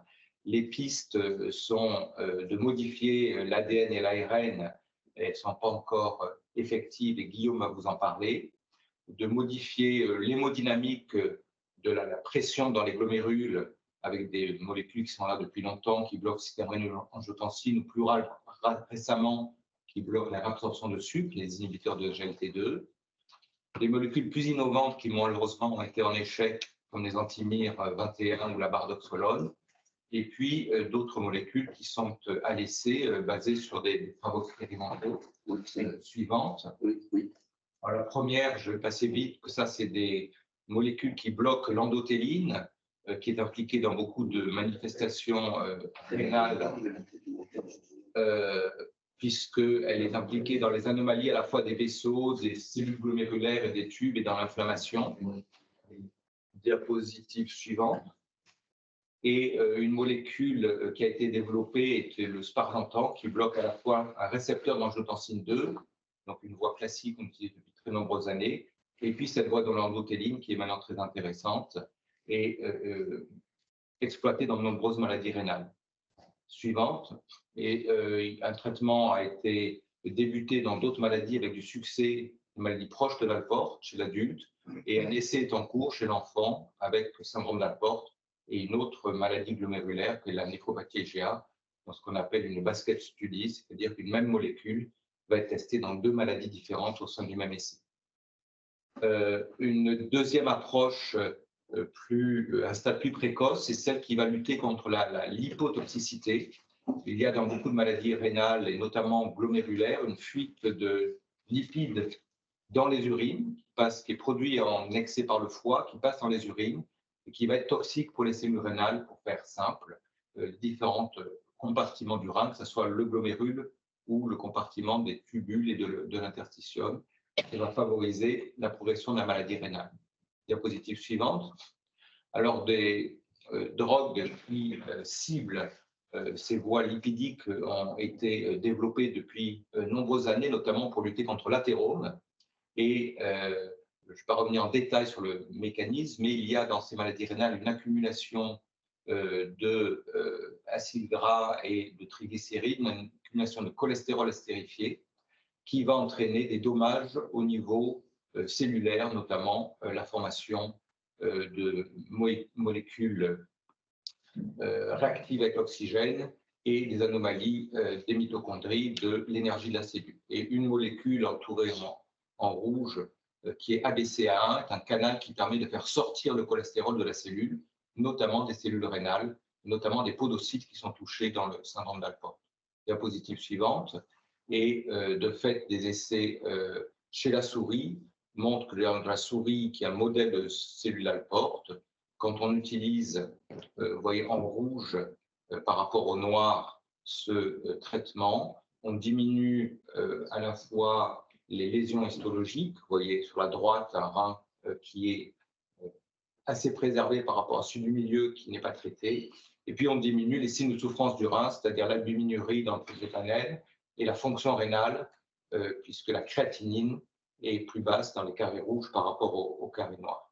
Et ceci aboutit à une survie prolongée des souris, comme on le voit dans le graphique à droite, où les souris traitées en rouge ont une survie rénale prolongée. Et de fait, une étude s'est mise en place, pour laquelle il y a 2 ou 3 centres en France maintenant, où on va utiliser cette molécule chez des enfants, adolescents ou jeunes adultes atteints de syndrome d'Alport. Et bien sûr, on n'a encore aucun résultat, ça débute. Diapositive suivante. Une deuxième approche intéressante est celle qui utilise une molécule dont on s'est aperçu de l'effet sur le rein par hasard, comme souvent en médecine. C'est une molécule qui va cibler les récepteurs FXR, Nuclear Farnesoid X Receptor, qui sont impliqués dans l'hémostasie de nombreux organes, notamment le foie. Et c'est pour ça qu'elle a été développée initialement pour la maladie hépatique liée au gras, la NASH ou NAFL. Et on s'est aperçu chez ces patients traités par cette drogue que la fonction rénale, qui était limite de la normale, s'améliorait. Une découverte tout à fait par hasard. Et de fait, cette voie est impliquée dans le rein. Ces récepteurs FXR ont comme ligand notamment les acides biliaires et vont entraîner une modification de transcription de nombreux gènes impliqués notamment dans le métabolisme des lipoprotéines, du glucose, et secondairement vont avoir des effets sur l'inflammation et la fibrose. Diapositive suivante. Ceci représente l'amélioration de la fonction rénale, en rouge sur le premier graphe par rapport à gris. C'est-à-dire que c'est le débit de filtration qui est amélioré sous traitement par rapport au groupe traité sous placebo. Suivante. Et dans le laboratoire de Fabiola Terzi à l'INEM, avec qui on travaille de longue date, on a utilisé le modèle de souris Alport pour tester cette drogue. Et le groupe de Fabiola a pu montrer que cette molécule diminuait l'inflammation, la fibrose, les lésions des glomérules. Et il a été montré dans un autre laboratoire en Allemagne que la survie des souris Alport était prolongée.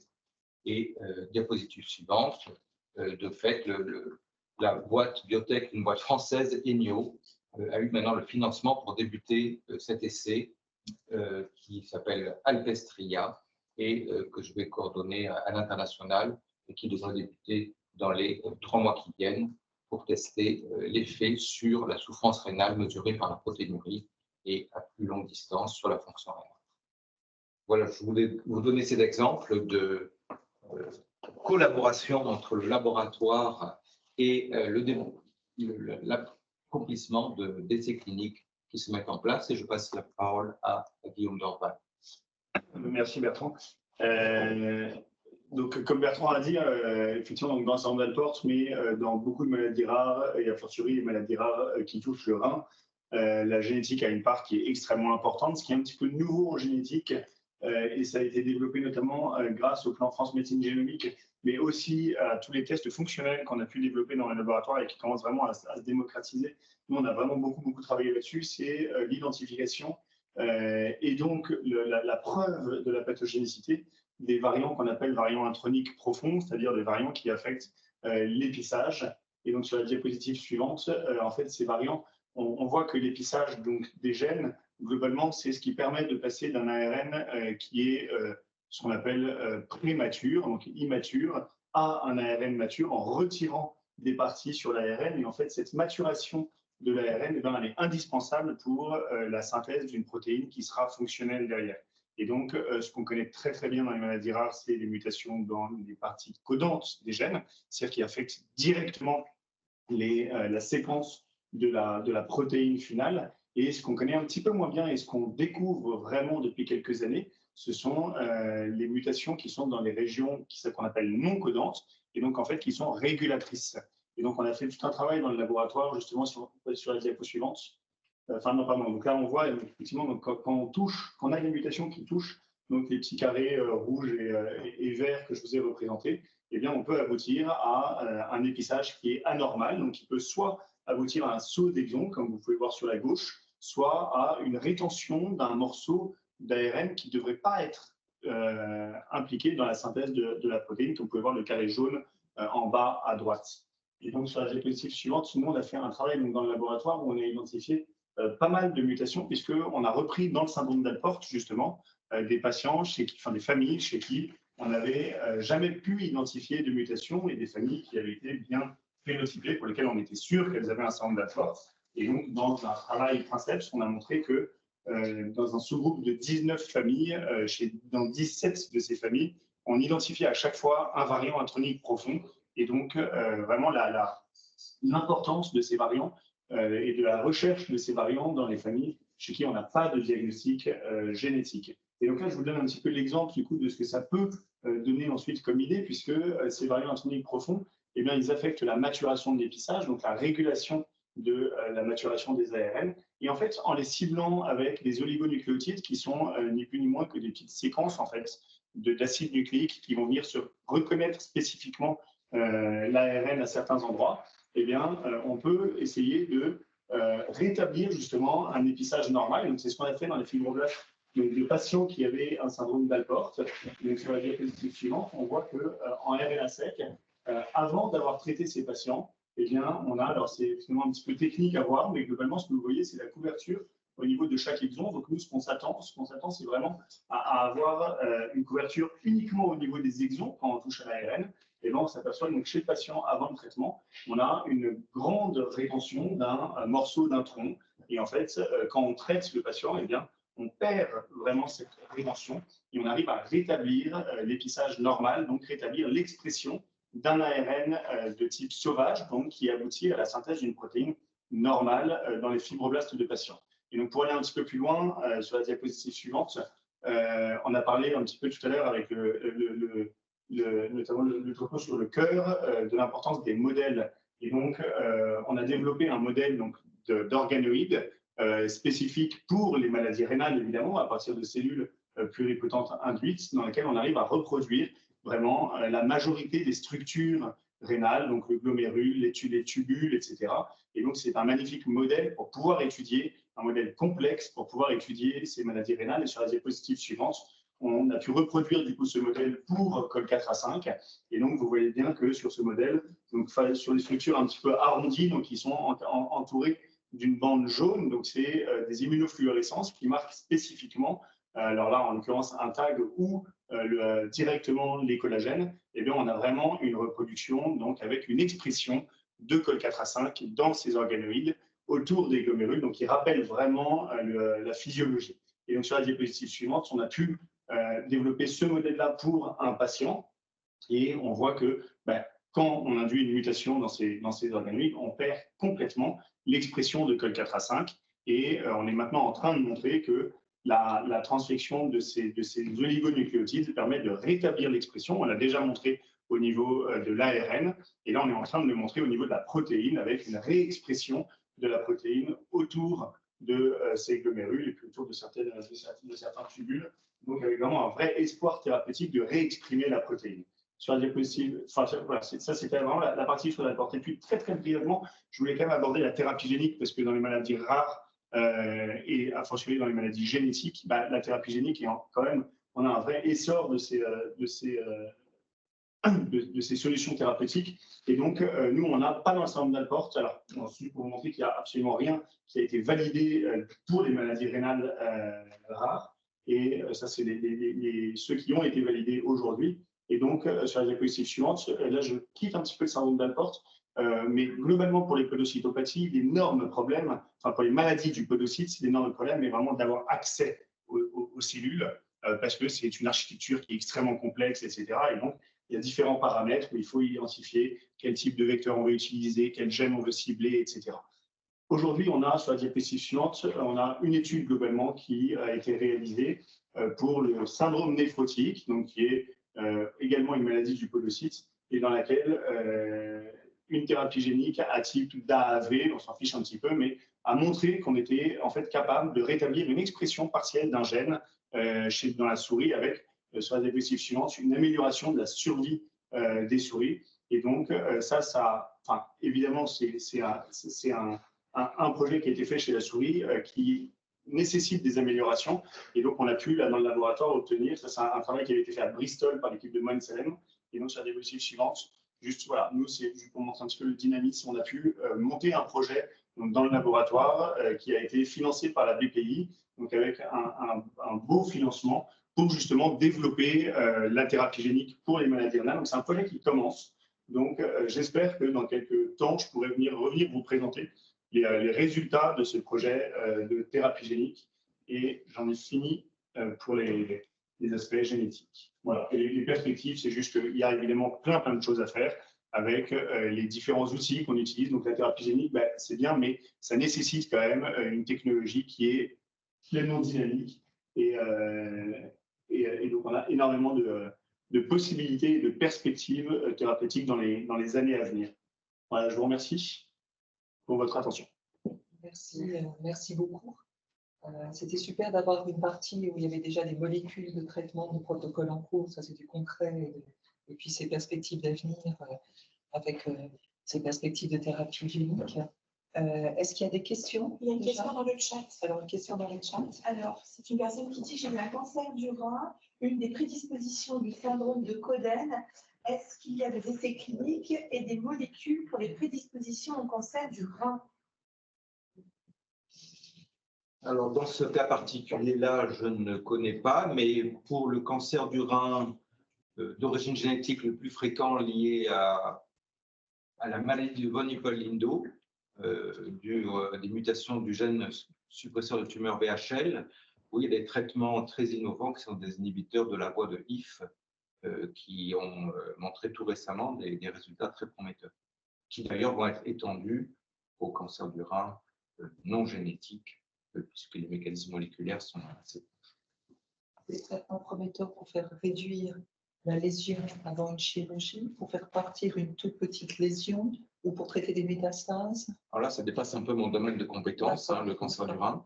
Mais non, l'idée, c'est pour des cancers métastasés et maintenant, sa place avant ou après une chirurgie de réduction de la tumeur reste à préciser. D'avoir des solutions qui n'existaient pas jusque-là. D'accord. D'autres questions sur le chat? Non. Dans la salle? Moi, j'ai une question, Bertrand. Dans les molécules que tu nous as présentées, dans le syndrome d'Alport et aussi dans ces facteurs d'athérome qui vont entraîner des complications, etc., est-ce qu'il est possible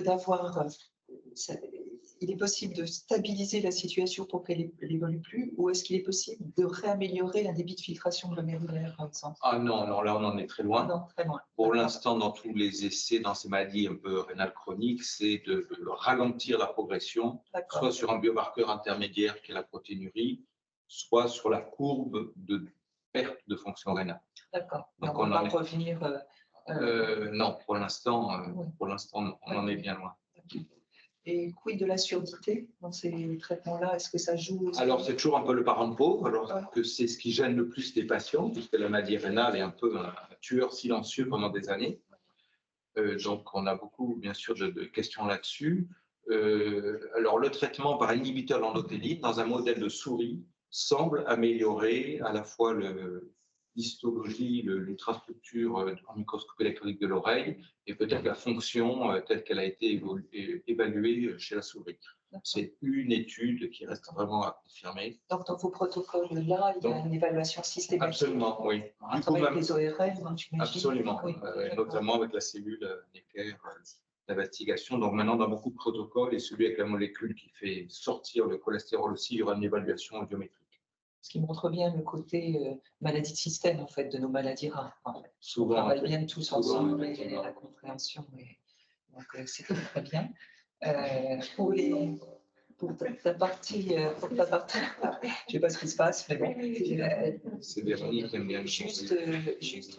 Juste pour toutes ces mutations introniques et non codantes, c'est vrai que c'est un champ nouveau, en fait, d'intérêt de ces dernières années. Ça, pour s'il y a des patients qui écoutent, il y a 10-20 ans, c'était les parties codantes, on arrivait à expliquer, et puis tout d'un coup, là, on débouche sur un champ d'intérêt majeur qui est peut-être moins accessible à la compréhension pour l'instant pour tous nos patients, ce qu'on peut bien comprendre, mais qui va être extrêmement d'importance, ne serait-ce que la modulation de la sévérité aussi de nos maladies, voire plus. Quoi. Exactement. Et puis pour apporter vraiment une réponse à des familles qui attendent, en fait, qui n'avaient pas de diagnostic moléculaire. Donc ça, il faut bien que les familles comprennent ça, c'est que ces avancées-là, qui sont récentes, fait qu'il y a des avancées extrêmement régulières et qu'on passe un nouveau pas là, dans une approche différente grâce aux outils qu'on a. Et qui peut avoir, on l'a vu récemment, Guillaume, pour une autre maladie génétique, comme conséquence non seulement de confirmer par le moléculaire qu'on est bien dans le cadre de la maladie suspectée, c'était la polykystose, mais en plus de permettre pour le couple qui en était demandeur d'avoir potentiellement un accès au diagnostic préimplantatoire qui était impossible avant qu'on identifie l'anomalie moléculaire. C'est bien de le préciser. Je pense que ça, c'est d'importance pour toutes les familles qui sont concernées en fait, par ça.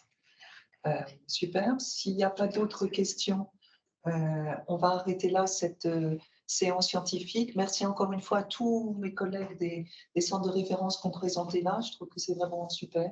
Il faut continuer comme ça à pouvoir informer sur des résultats qui arrivent concrètement aux patients, sous peu ou déjà, et des protocoles en cours. Et puis souligner que tout ce travail sur les maladies rares en France permet, Bertrand a dit, voilà, je vais être le PI, comme on dit, le premier investigateur au niveau international. Pour la mucoviscidose, contrairement à ce que pensaient les Américains, c'est bien sûr pas contre les Américains, on a été plus loin, ce qui montre bien que l'Europe n'est pas le parent pauvre par rapport aux États-Unis. Parfois, on a l'impression qu'on est tout petit et qu'en France, on peut être pionnier, quoi. On va être pionnier grâce à ce travail collectif. Donc, je trouve que c'est vraiment aussi très rassurant et réconfortant pour nous tous et pour les associations de patients et les patients qui sont peut-être en ligne aussi de le savoir, tous les efforts, et qu'il faut que nos ministères continuent à nous aider fortement. La recherche est importante. Et s'il y a des politiques qui nous écoutent, il n'est pas question de diminuer les budgets à la recherche dans nos institutions administrativement, c'est trop important. Voilà. Le message est passé. Très important. On est parents pauvres par rapport aux États-Unis. On est parents pauvres par rapport aux États-Unis et pourtant on fait tellement. Donc tout ça va être filmé, ça va être en ligne. On invitera nos politiques à voir un petit peu ces webinaires aussi en étant à leur disposition pour discuter avec eux, bien entendu.